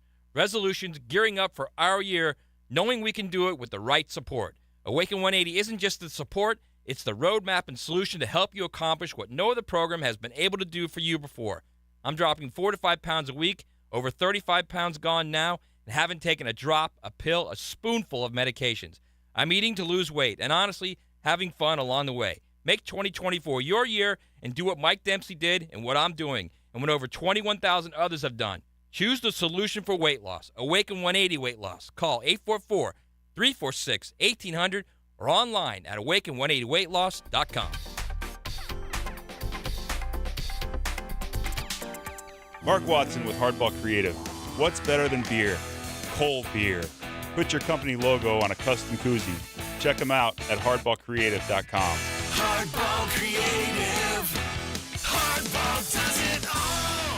Hey, I'm Tony from Tony D's Pizza. People ask me all day long, is it the water that makes the difference? Well, yes and no. Even water can't make a good pizza. It's the ingredients, too. The best tomatoes, the best flour, and the best cheese. Oh, and a lot of love. Tony D's New York Pizza, Bay Meadows and 295. Hey folks, Mike Dempsey here for Pella Windows and Doors. Look, it's kind of cooling down right now. I love opening my windows up this time of year. If you're looking to upgrade your windows in your home, I want you to visit the Pella showroom on Phillips Highway. Ask about their latest hurricane and impact-resistant windows and doors, rated #1 by Consumer Reports in all 3 main window categories. You want quality, style, and protection? Visit PellaJax.com and the showroom on Phillips Highway just north of Bay Meadows. That's Pella Windows and Doors online at PellaJax.com. 1010XL is presented by Farah and Farah, exclusive injury law firm of the Jacksonville Jaguars. Protecting you and your family. Call 396-5555. Jacksonville. Helmets and Heels On 1010XL, driven by Tire Outlet. brought to you by Underwood Jewelers. And First Coast Lighting and Fans. Thanks again to Erin Tracy for joining us from fourthandgold.org. She is a pediatric oncology nurse at Wilson Children's Hospital and also helping to raise funds for research and certainly raise awareness for research for pediatric cancer. And it's really important to know that pediatric cancer does not get nearly the funding that it needs for the children who are diagnosed to survive. So thanks again to Erin. And again, the kickball tournament February 3rd It is at Palmetto Leaves Park, and you can still sign up fourthandgold.org. All right, we've got some highlights for you. JJ, take it away.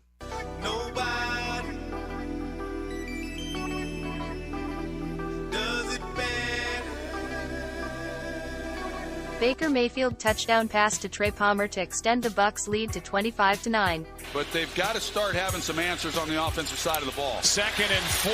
Here's another broken tackle. This is the rookie Trey Palmer, and he is gone. Touchdown, Buccaneers. Bradbury missed the tackle, and Trey Palmer did the rest. 24-yard pass from Jared Goff to Josh Reynolds to set the Lions up for a score to start the game. Protection, first of all, perfect, but that is a little tiny window with people flying around, and you didn't know how Jared Goff was going to react out here, right? Yeah, they had a couple of good runs there, but he has come out firing early. Molly Davis's headband powers Iowa to top 15 win over Indiana. 33-28 at the steal. Molly D to the cup on the scat band, thinks it is. That's right, that headband she has on, folks. She's had it since high school. She won't throw it away. She won't even get a new one. It's good luck. Her dad will sew it together every time it rips. This is so on brand, I feel like, for us. One of us chose a Florida football team. Not Florida's football team, but a Florida football team. One of us chose a football team from the Midwest, and one of us chose a women's basketball team from the Midwest. I'm going to say that's on brand. Very on brand. 100%. We've talked a lot about the Bucs beating the Eagles last night. You just heard the highlight of Baker Mayfield to Trey Palmer. It was at that moment that I feel like you knew that game was over. Mm-hmm. You could have thought that when the safety happened, although at that point it was still only 18-9. Yeah. But to me, the moment that Trey Palmer said to Bradbury, peace out, Yeah. I'll see you in, 2025, or I guess not really, but later in 2024, that was when it was like, okay, this game is not, it's not within reach anymore. Yeah. And the Eagles didn't have anything offensively to even put it within reach. And you could even feel that in Bradbury's reaction when it shows him in that clip. Like, you could just tell at that point they were so depleted. It almost felt like they were just like, let's be done. Like, get the season over with, because it's been a hot mess the last 2 months. It really did feel to me like the Eagles were just kind of half-assing it through the second half. Like, they just didn't really want to be there, and they knew kind of going into the game that their season was pretty much over. All right, you chose Jared Goff. I did. That was, I think 24-yard pass, and it was just one of the ones where you see certain passes. There's 3 defenders around the receiver, and Jared Goff just puts it in the absolutely most perfect spot you could for a receiver, even in the realm of he was able to turn and even get a few more yards in the play, which usually when defenders are around you like that, it's not that situation. Even putting it to where there's very few quarterbacks we see that do that consistently, and I feel like we do see a lot of that from Jared Goff, but that was just one of the plays where I was like, that's why I have the confidence in the Lions offense and what Jared Goff's able to do, because of throws like that, and because it's not to only Amon-Ra that he's able to do that. He can do that to a majority of his receivers that he has on the team.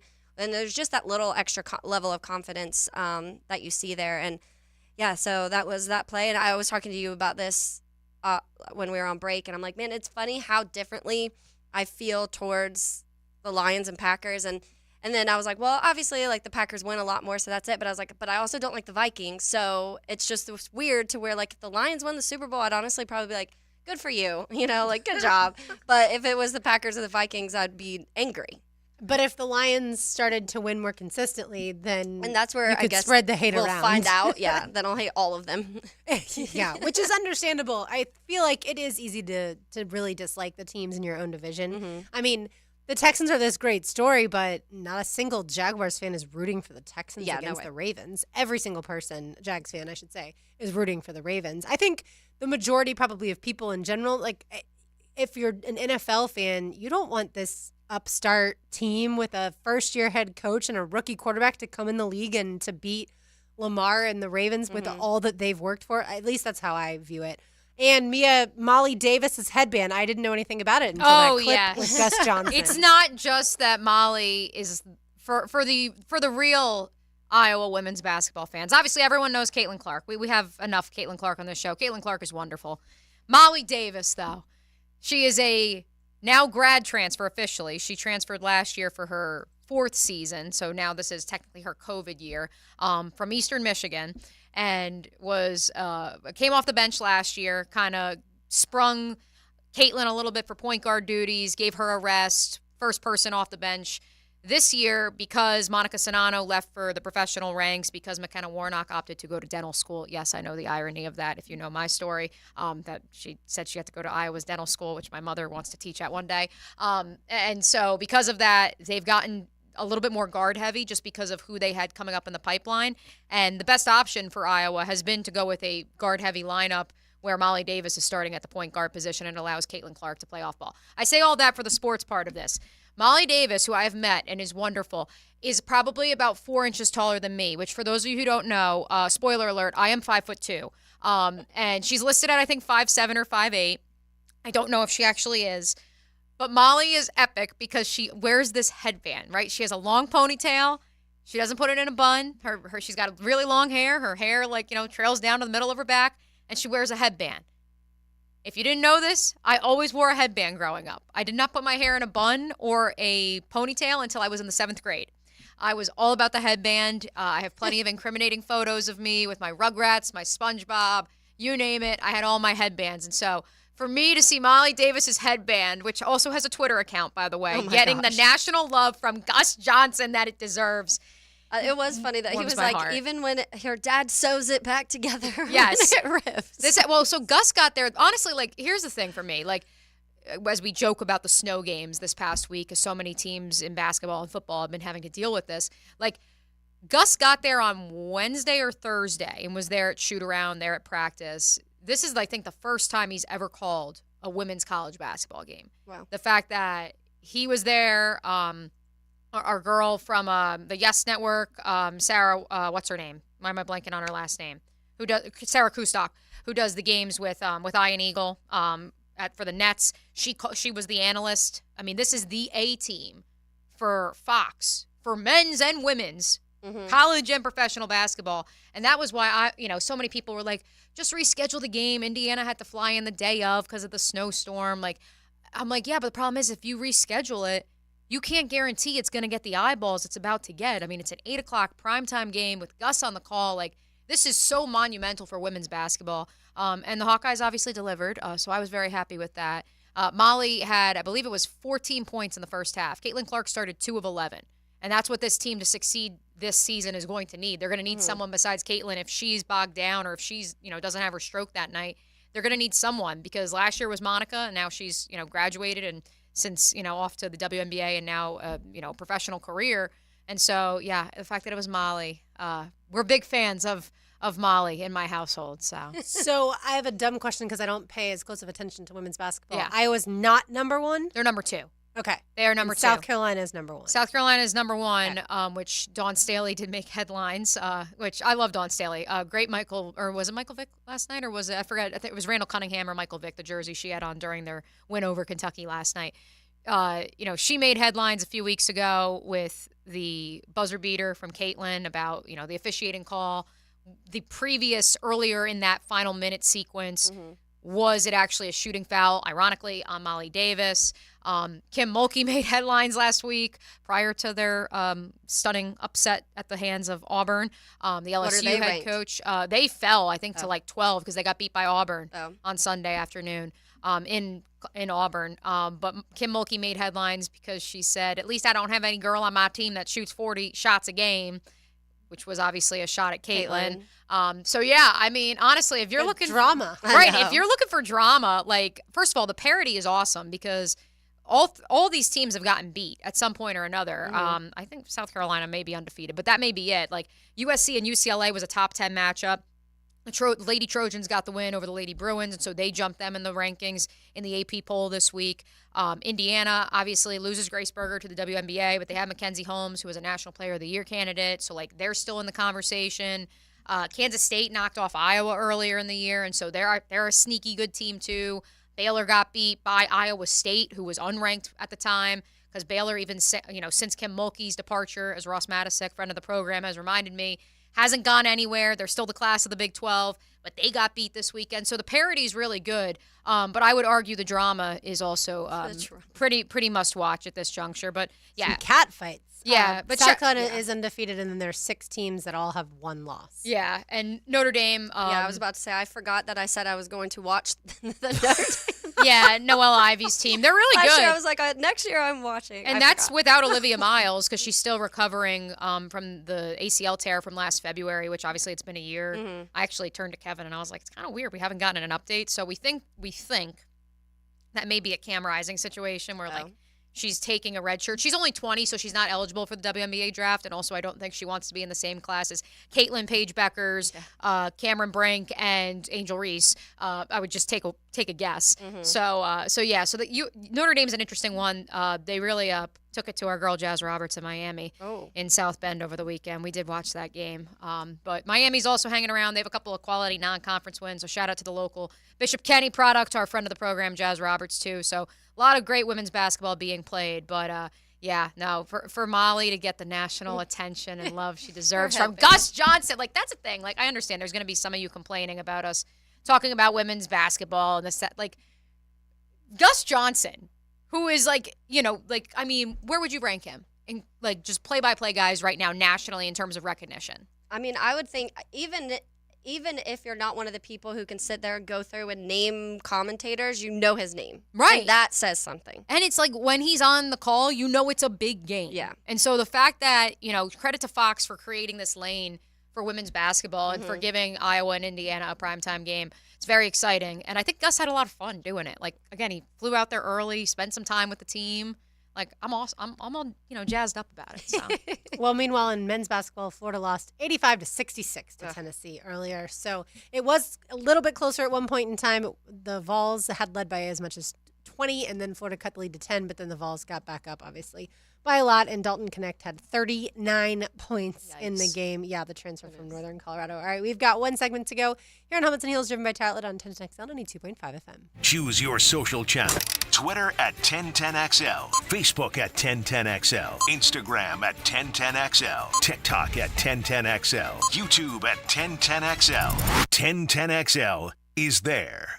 Buying a car can be stressful, especially one sold as is or with no warranty. Do the 7, 10, or 30-day warranties leave you wondering what will happen on day 31? Stop. Car buying doesn't need to be so stressful. Beaver Toyota and Beaver Chevrolet now offer the exclusive Beaver Certified program protecting your used car for 7 years or 100,000 miles. That's right, certified Hondas, Fords, Nissans, and any other make you consider now come with the peace of mind you deserve. Shop worry-free at Beaver Toyota in St. Augustine or Beaver Chevrolet in Jacksonville.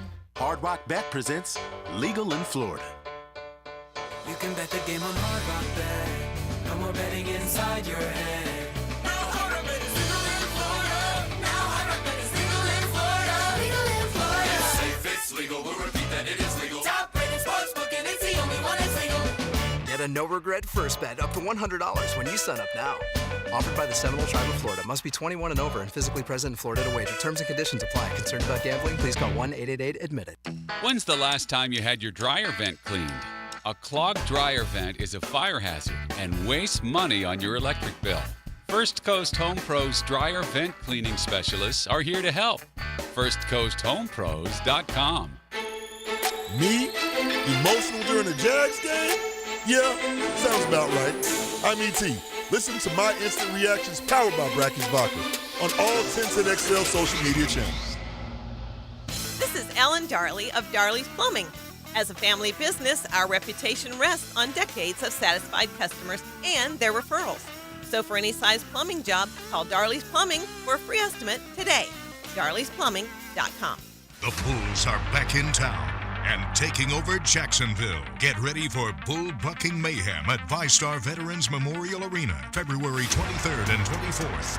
U.S. Border Patrol PBR Jacksonville is bringing the city 2 nights of bull riding action, featuring the most electric 8 seconds in sports. Come see the toughest sport on dirt at VyStar Veterans Memorial Arena, February 23rd and 24th. Get your tickets today at PBR.com or Ticketmaster.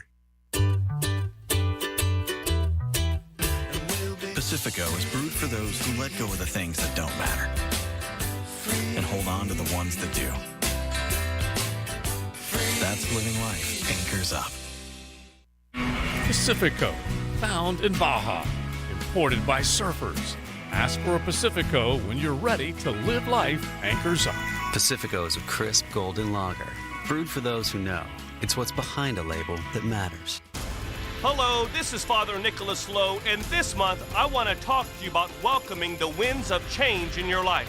But so often, when we see the winds of change coming our way, our immediate response is to fight it. Friends, when you see things in your life changing, when the winds of change are coming your way, don't fight it, but embrace it. Recognize that God is stirring you up so that you too can soar like an eagle. For more inspiration, log on to stjohnthedivine.com.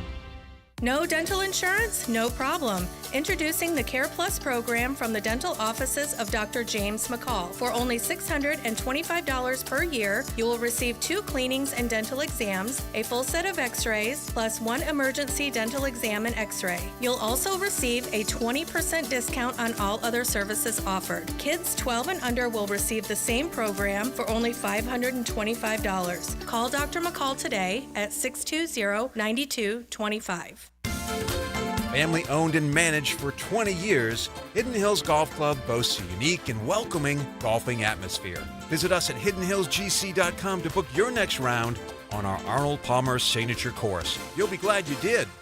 When looking for a firearm, you want knowledge of product, a fair price, and of course, a quick process. Beach's Jewelry and Pawn in Jack's Beach is always stocked with brand new firearms and the quickest in and out times this side of the ditch. BeachesJewelryandPawn.com. Wintertime at the Blue Crab Crab House. You know what that means. Time for oysters. Buy them by the tray, broiled, half shell with Romano cheese, wine topping, or fried. And of course, each and every Wednesday, $1 oysters at the Blue Crab Crab House. Serving Northeast Florida since 1996. Make reservations by calling 260-CRAB. Jacksonville's best, the Blue Crab Crab House, off of San Jose on Jewington Creek Road. 1010XL is presented by Farah and Farah, exclusive injury law firm of the Jacksonville Jaguars. Protecting you and your family. Call 396-5555. Jacksonville. Helmets and Heels, driven by Tire Outlet. Brought to you by Underwood Jewelers. And First Coast Lighting and Fans on 1010XL. By the way, we never discussed it. Do either of you have New Year's resolutions? Trying to just exercise and cut out snacks. Mostly I have the target date of my sister's wedding. Okay. So that's where, like, if I go to get an extra piece of cake, I have to remind myself, no. Not just a piece of cake, an extra piece of cake. Exactly. Right. Another A piece of piece cake. of cake. Right. Like today, like I did a boot camp workout, right? So I burned a lot of calories. So I said, you know what? You can have the one piece of cake for our January birthdays. It is our general manager, Steve Griffin's birthday. Happy birthday to Steve. Mm-hmm. So it's okay to have your cake. But And then eat when, it too. Right. But then when I saw the second piece, a.k.a. Lauren handed it to me to bring it to the break room because it was a leftover piece. No, do not take that piece of cake. I do not. No. Mm-mm. You never do, right? No.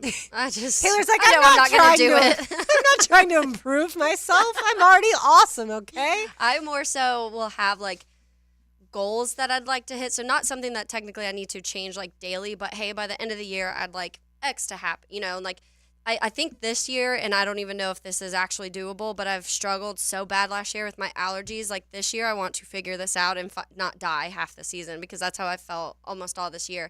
And that's what it was funny because you mentioned earlier the game last year, the Chargers-Jags game. And I was like, I was miserable and had a sinus infection and couldn't leave my house for like almost 2 weeks during that period of time. So it was like bad memories for me because I felt so bad. And I'm like, I'm tired of dealing with that. So that it's more so things like that. Like, okay, how can I just like feel better this year? If it makes you feel better, we had myself and a couple other managers here were in a meeting and we were discussing our players coverage. And all I could think was, remember when John Rahm and I both got the stomach bug last Players? And like as we're like running through a litany of things that happened during Players Week, I was like, yeah, I really don't remember that. I really don't. And it just, the stomach bug did a number on me. John me and Rahm were both forced to withdraw. So let's keep whatever that was away from TPC this March. I don't really have a resolution, like you said, but I'm trying to force myself into being less last minute about things. Like, for instance, last year, Taylor and I went to a friend's wedding. It was on a Saturday, and I didn't have a dress to wear until the day before. And it came in the mail Friday night. Like, I got home from work, tried it on for the first time, and was like, okay, this is going to have to work. And so I'd like to be more ahead of schedule, whether it's buying someone a present or just in general, like if there's a project that needs to be finished, I'd like that to be done in advance. I feel like a lot of us can procrastinate certain things, and I'm really good about, like I will work out every day. That part's not an issue. I won't procrastinate that. But when it comes to other stuff, like for instance, cleaning the house, like I feel like that's always something that I'm way behind. Because you'll be like, all right, well, I'll do it Friday when I get off. And then you're like, never mind, I don't want to go home and clean on Friday night. Heck no. Like, I'll do it tomorrow. And then Saturday, you're like, I don't know. And that is another thing. Like, okay, so this is going to sound potentially gross, but flossing my teeth, I have been awful at flossing my teeth for Don't my let my entire mother hear life. that. I know. But if I say it out loud, then that It'll means that change, probably yeah. is a good resolution. Is I to never do floss it. my teeth. You never do it either? Won't do it. Does your hygienist yell at you? I've probably been to the dentist once in 10 years. Okay, so yeah, that's where it But comes my teeth from. are good. That's I'm good. I never have cavities, but the dental hygienist is like, look, Floss. you've got to floss. Like, and I think it's a conspiracy. she's very nice, but at the same time, I leave feeling extraordinarily guilty and like trying to make excuses. You know, like, oh yeah, I flossed. Like I I have promised. 6 kids. Yeah, I just don't have time to floss. You don't understand. It's literally like the easiest thing too. It takes. I've counted one day. It takes like 50 seconds. Yeah. That's it. It's those little things, though, that I feel like, and that's you're saying, you want to be, when it comes to being more on time with things. And I think part of it, when those little things during the day that you're just kind of like, all right, it only takes 2 minutes. It only takes a minute to actually like put the clothes in the hamper. Yet there's many people out there that don't, like, just set it beside the hamper. You That know, I've like- never understood. And I'm very much like, I have my hamper, and once my hamper gets full, I have that process. That's one of the things that I do have a process for. But I'm bad about being late in general. So that's probably one that I should work on, because I'm that person that's like, okay, I have to be there at this time, so I need to make sure I leave at this time, and I have to do this because I want to get there like right when it's time to start. I don't want to get there too early to where especially when you're at work, and then immediately people are asking you to do things, and you're like, I'm early. I'm not supposed to be working yet.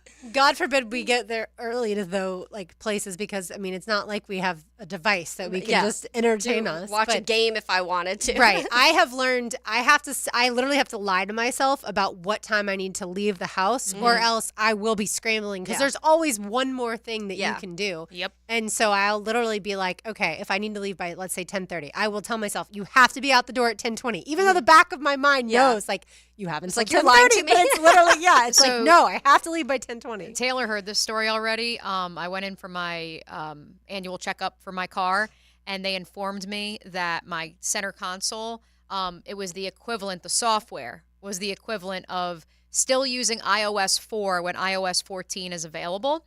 And so they had to upgrade my software. And so when they did that, unfortunately, the very nifty, who would have thought, nifty little quirk of my clock has not been the right time for the past 2 years. Actually, each week it adds about 20 seconds behind. And so we were at a point where it was operating about 20 minutes behind the actual time. Wow. But it was great because I was on Coughlin time then. So I was always like, I would get in the car and I'd see 9:52, but that really meant 9:32, and I'd be like, okay, cool, that makes me feel good. Like I'm I don't ahead think of I could time. handle that. I like to have all of my clocks exactly set the same. Yeah. All right. So let's talk about the River City Rumble on Friday night.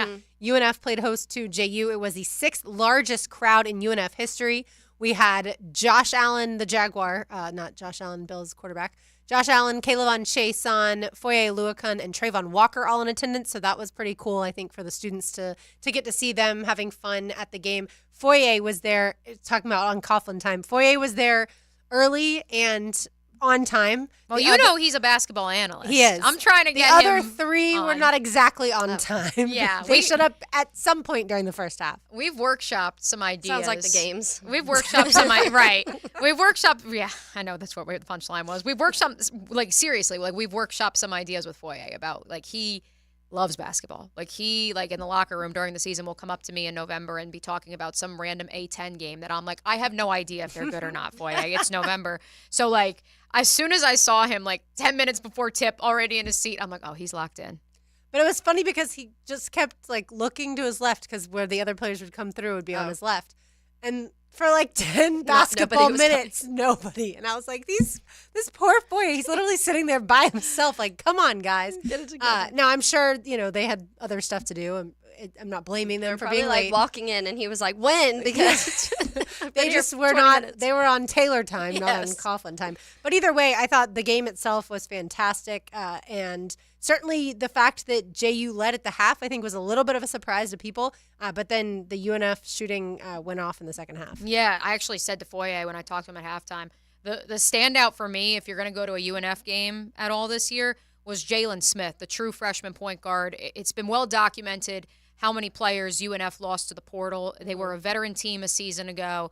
They lose Jose Placer. That's obviously a critical piece at the point. They lost their two bigs. I thought Dorian James, despite not being a true center, he looked great against a JU team that, let's be real, they jump out of the gym. They're all long. Mm-hmm. The length is just a signature of what Jordan Mincy is scouting and recruiting at Jacksonville University. So the biggest surprise for me was Jalen Smith, the true freshman. He's 5'11", little to no turnovers. Unfortunately, he came up a little limp in the second half with the hamstring injury, but he was the spark plug for this UNF team. As much as Dorian James and Chaz Lanier are like the headliners and obviously were their leading scorers, I was blown away. And I said it to Foye, I'm like, he's 18 years old. Like, I did not expect that to be like my biggest takeaway from the first 20 some odd minutes of action. And then he was even more elite in the second half. So credit to UNF, credit to Matthew Driscoll. First time in his tenure that they tried to bring him down. They tried to say they'd finish second to last in the ASUN. I know it's still early, but UNF has proven them wrong pretty darn quickly. They drop, they lose essentially on a buzzer beater to Stetson in the conference opener.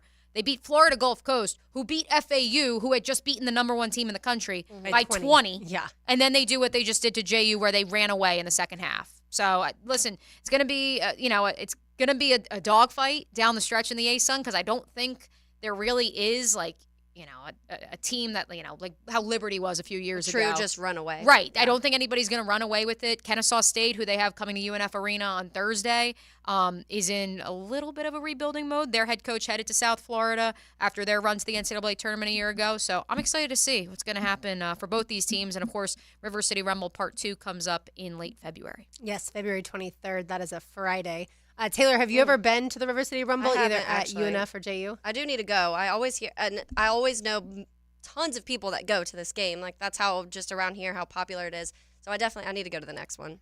Yeah, so the next one, like Mia said, at JU, that's coming up Friday, February 23rd. So Thursday night, Mia just said UNF plays host to Kennesaw State. That tips off at 7 p.m. And then UNF plays host to Queens on Saturday, tipping off at 5 p.m. And then JU has the reverse. JU plays host to Queens Thursday night at 7, and then Kennesaw State Saturday, tipping off at 3. Those, of course, at Swisher Gymnasium. I officially begin my off-season job. We'll be calling the game on Saturday at Swisher Gymnasium. So very nice. And then next week I got the women's games at UNF. So basketball season, it is heating up, as they like to say. Unlike the weather in lots of places. So I saw that currently it is... Oh, boy. It is 53 degrees. That's all right. Yeah. And by the time the clock strikes midnight, it will be 40 degrees. Normal. And then it'll get down when many people are waking up around 7 a.m. or earlier. 33. At 30 degrees. 7 a.m., 30 degrees. That's the first thing I looked at when you said earlier about how cold. I was like, okay, how cold when I wake up? And I think it said, when I checked, it was like, okay, the time I'd be getting to work, it's like 32. And that's rough, honestly. That was like the worst part about living up north is the mornings, because if you don't have a garage, especially, because your car has to you're scraping, you're shoveling, you're letting your car heat up for a while before you can even drive it. And so talk about being late. That really pushed it. That makes perfect sense to me. By the way, JJ, I didn't get to ask you, do you have a New Year's resolution? It's the same one every year. It's to make it to next New Year's. Oh, that's a good one. So far, so good. 33-0. That's right. To survive and to thrive. And this year you'll go on your honeymoon, which is also exciting. Yeah, we got Italy in about a month and a week. Yes. I'm jealous. I would say JJ needs to run, but he's superior to all of us with his diligence. I mean, the running. He runs every morning. About 6 days a week. And how far are you running now? I could probably max out around like 5-6 miles. Wow, I've never that's what really I'm tried saying. it though. You start, and how did I'm you going start? for speed right now. Right. Okay. How did you start? It was just you decided one day? Yeah, I was just like, I'm looking fat right now. I remember Let's when do you, something about that. when you first started. Didn't you first start like run walking? Yeah, when I quit smoking. Yeah. Way to go. And going for speed, that's fun. So you can start doing some 5Ks and telling us how fast you finished. He already did. He's done I'm a at couple like 5Ks. 27 minutes for a 5K right now. Attaboy. Well done. Let's ask Rick Ballou his 5K time. Now, the 2-minute drill brought to you by Tire Outlet. Tire Outlet is now hiring. Visit tireoutlet.com/careers. Equal opportunity employer. Rick, have you ever done a 5K? Nope. Are you ever planning on doing a 5K? No. Nope. I, it's like certain things in life, like right now, Yeah. every night before I go on the air, I get really nervous. Okay. And when I lose that feeling, I'll quit. But the worst feeling ever was football, hockey, and baseball in high school. There was a day where we had to run a 6-minute mile. And I never got nervous about games and stuff before games, but all day, knowing at 2 o'clock in the afternoon I had to go to the track and run a 6-minute mile was absolutely petrifying to me. And I usually hit it around 5:40, 5:45. Wow. I was in really good shape. I played 3 sports. But that was the most disturbing. It was kind of like taking a test on a Friday and not getting the results until like Monday or whatever. I just hated that feeling. And I can't imagine what it's like to go out there and run.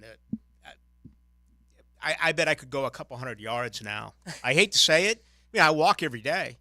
I walk fairly quickly, but running is a totally different animal. Hey, the walking, for what it's worth, they say that is like the key to long-term success because your body's not going to be able to run when you're 80-something years old, but if you're walking, you're still burning the calories too. I mean, I know I like have my step counter, and I just walked, I think it was like the equivalent of like 5 miles Saturday between like walking for exercise and then walking St. Augustine. And it said I burned like 500 some odd calories. So it's. I ran a lot in college. Last couple of years, I was running High Road, which is right near Godby High School. I used to run that track probably 4 or 5 times a week. I loved it, but I mean, you talk about getting away from that and then trying to get back. I don't know if there's anything harder. If you've legitimately giving up running, then all of a sudden you just want to go outside and try it. Yeah. Good luck with that. Yeah, good luck is right. Now, if you're getting chased with someone with an axe, maybe that's a different might help story. a little bit. I don't know. Then your adrenaline's too high. All right, what do you have coming up today? What do we have on up here? Pickleball? I mean, we it's can't find anything on? Or? So we were watching Australian Florida Open. lose. we were watching Florida Tennessee men's basketball on ESPN2, and then as soon as the game ended, it switched to women's tennis. Okay. Women's tennis is fun to watch, though. Yes. Wozniacki. You at least know that name. Mm-hmm. No, Serena. Years ago, they used to have it right up the road here, the Baoxing. Yeah, I loved that. I covered that for many years in the right when I got here to the late 90s. I want to say it was it in February or March? I think every year? March. I'm trying to remember. It was Yeah. right around TPC. Back then it was in March as well until they moved it to May. And, of course, it's back in March. So, yeah, got a couple of good things coming up here tonight that I think our listeners will be interested in, Jaguar fans will be interested in. And one of those is going to be, believe it or not, I think we're actually in an era now where there are more villains in the media than there are in sports. Ooh, I like that topic. When I grew up, there was one villain, and that was Howard Cosell. And that was it. Now, I'm not talking about us, local people. I'm talking about national, paid really well. I gave it a lot of time today, and I came up with far more media members who are hated than actual players out on the ice court or field. You talk about changing times. That's today's era that we're in. Yeah, I will say the media people get far more airtime and than they used to, right? Like now we have those national shows that are on all the time, whereas before they didn't get as much time. But yeah, still. Well, and actual social media accounts that they're tweeting from. Who's the most hated athlete right now? Most hated athlete right I mean, now. A-Rod's gone. Tom Brady. Tom Brady's gone. Dennis Rodman's I don't think gone. Aaron Judge and Mike Trout aren't Is it hateable. Brad Marchand? That's hockey. So for our No. audience, No. let's slice that in half right now. Who is it in football? Ah. Basketball, okay. I mean, I guess Can I there's- say Travis Kelce? Right, there's a percentage. There you go. Yeah, Travis there's Kelce a percentage of the would population. absolutely would absolutely be one, but I mean, is that comparable to the the days of the Oakland Raiders? Randy Moss. And guys like Randy Moss and just goes on and on and on. Conrad Dobler. You can look at guys like Vontez Burfict. I mean, they would just Jack Tatum for crying out loud. I mean, it's a really weird era that we're in where the people who are paid to cover the sport, their egos are as big, if not bigger, than those that they cover. And the general public ends up really disliking so many of these people. It's really kind of a crazy time for all of this. And it makes them a lot of money, which is a good thing for them. But I was always told we're supposed to be covering them. Right. Be conduits. Yeah. Wasn't it Stephen A. Smith who said 2 weeks ago, I'm a bigger star right now than anyone on the New York Knicks? That actually came out of his mouth. That sounds like something. And he meant it. Yeah, and you know what? I mean, he felt like he was in MJ and Derek Jeter's box at the national championship game. No one from the Knicks was. So I'll have some fun with that. Speaking of NBA, I would give you Russell Westbrook and James Harden as villains. Okay. What about Green? You could say Draymond too. Yep. Yeah. Draymond for sure. I would say those three. Say those three, and the NBA is lending itself to creating more villains versus heroes. But even then, beauty is in the eye of the beholder. I'm sure there's plenty of LeBron, haters because they love MJ, and so therefore LeBron's a villain to them. Or Anthony Davis is a villain to them because he plays for the Lakers. Yeah, even during the great era of team basketball when it was the Lakers and Celtics, they hated each other, but I think league-wide there wasn't a lot of hate. That didn't come around until Bill Laimbeer and Dennis Rodman in Detroit. Yep. All right, well, Mia's going to stick around for that segment. Thanks, Rick. Rick Ballou comes up in just a few minutes. Thank you for tuning in this Tuesday evening to Helmets and Heels. Thank you, JJ LaSelva. Thank you, Taylor Dahl and Mia O'Brien. I'm Lauren Brooks. Enjoy the rest of your Tuesday night.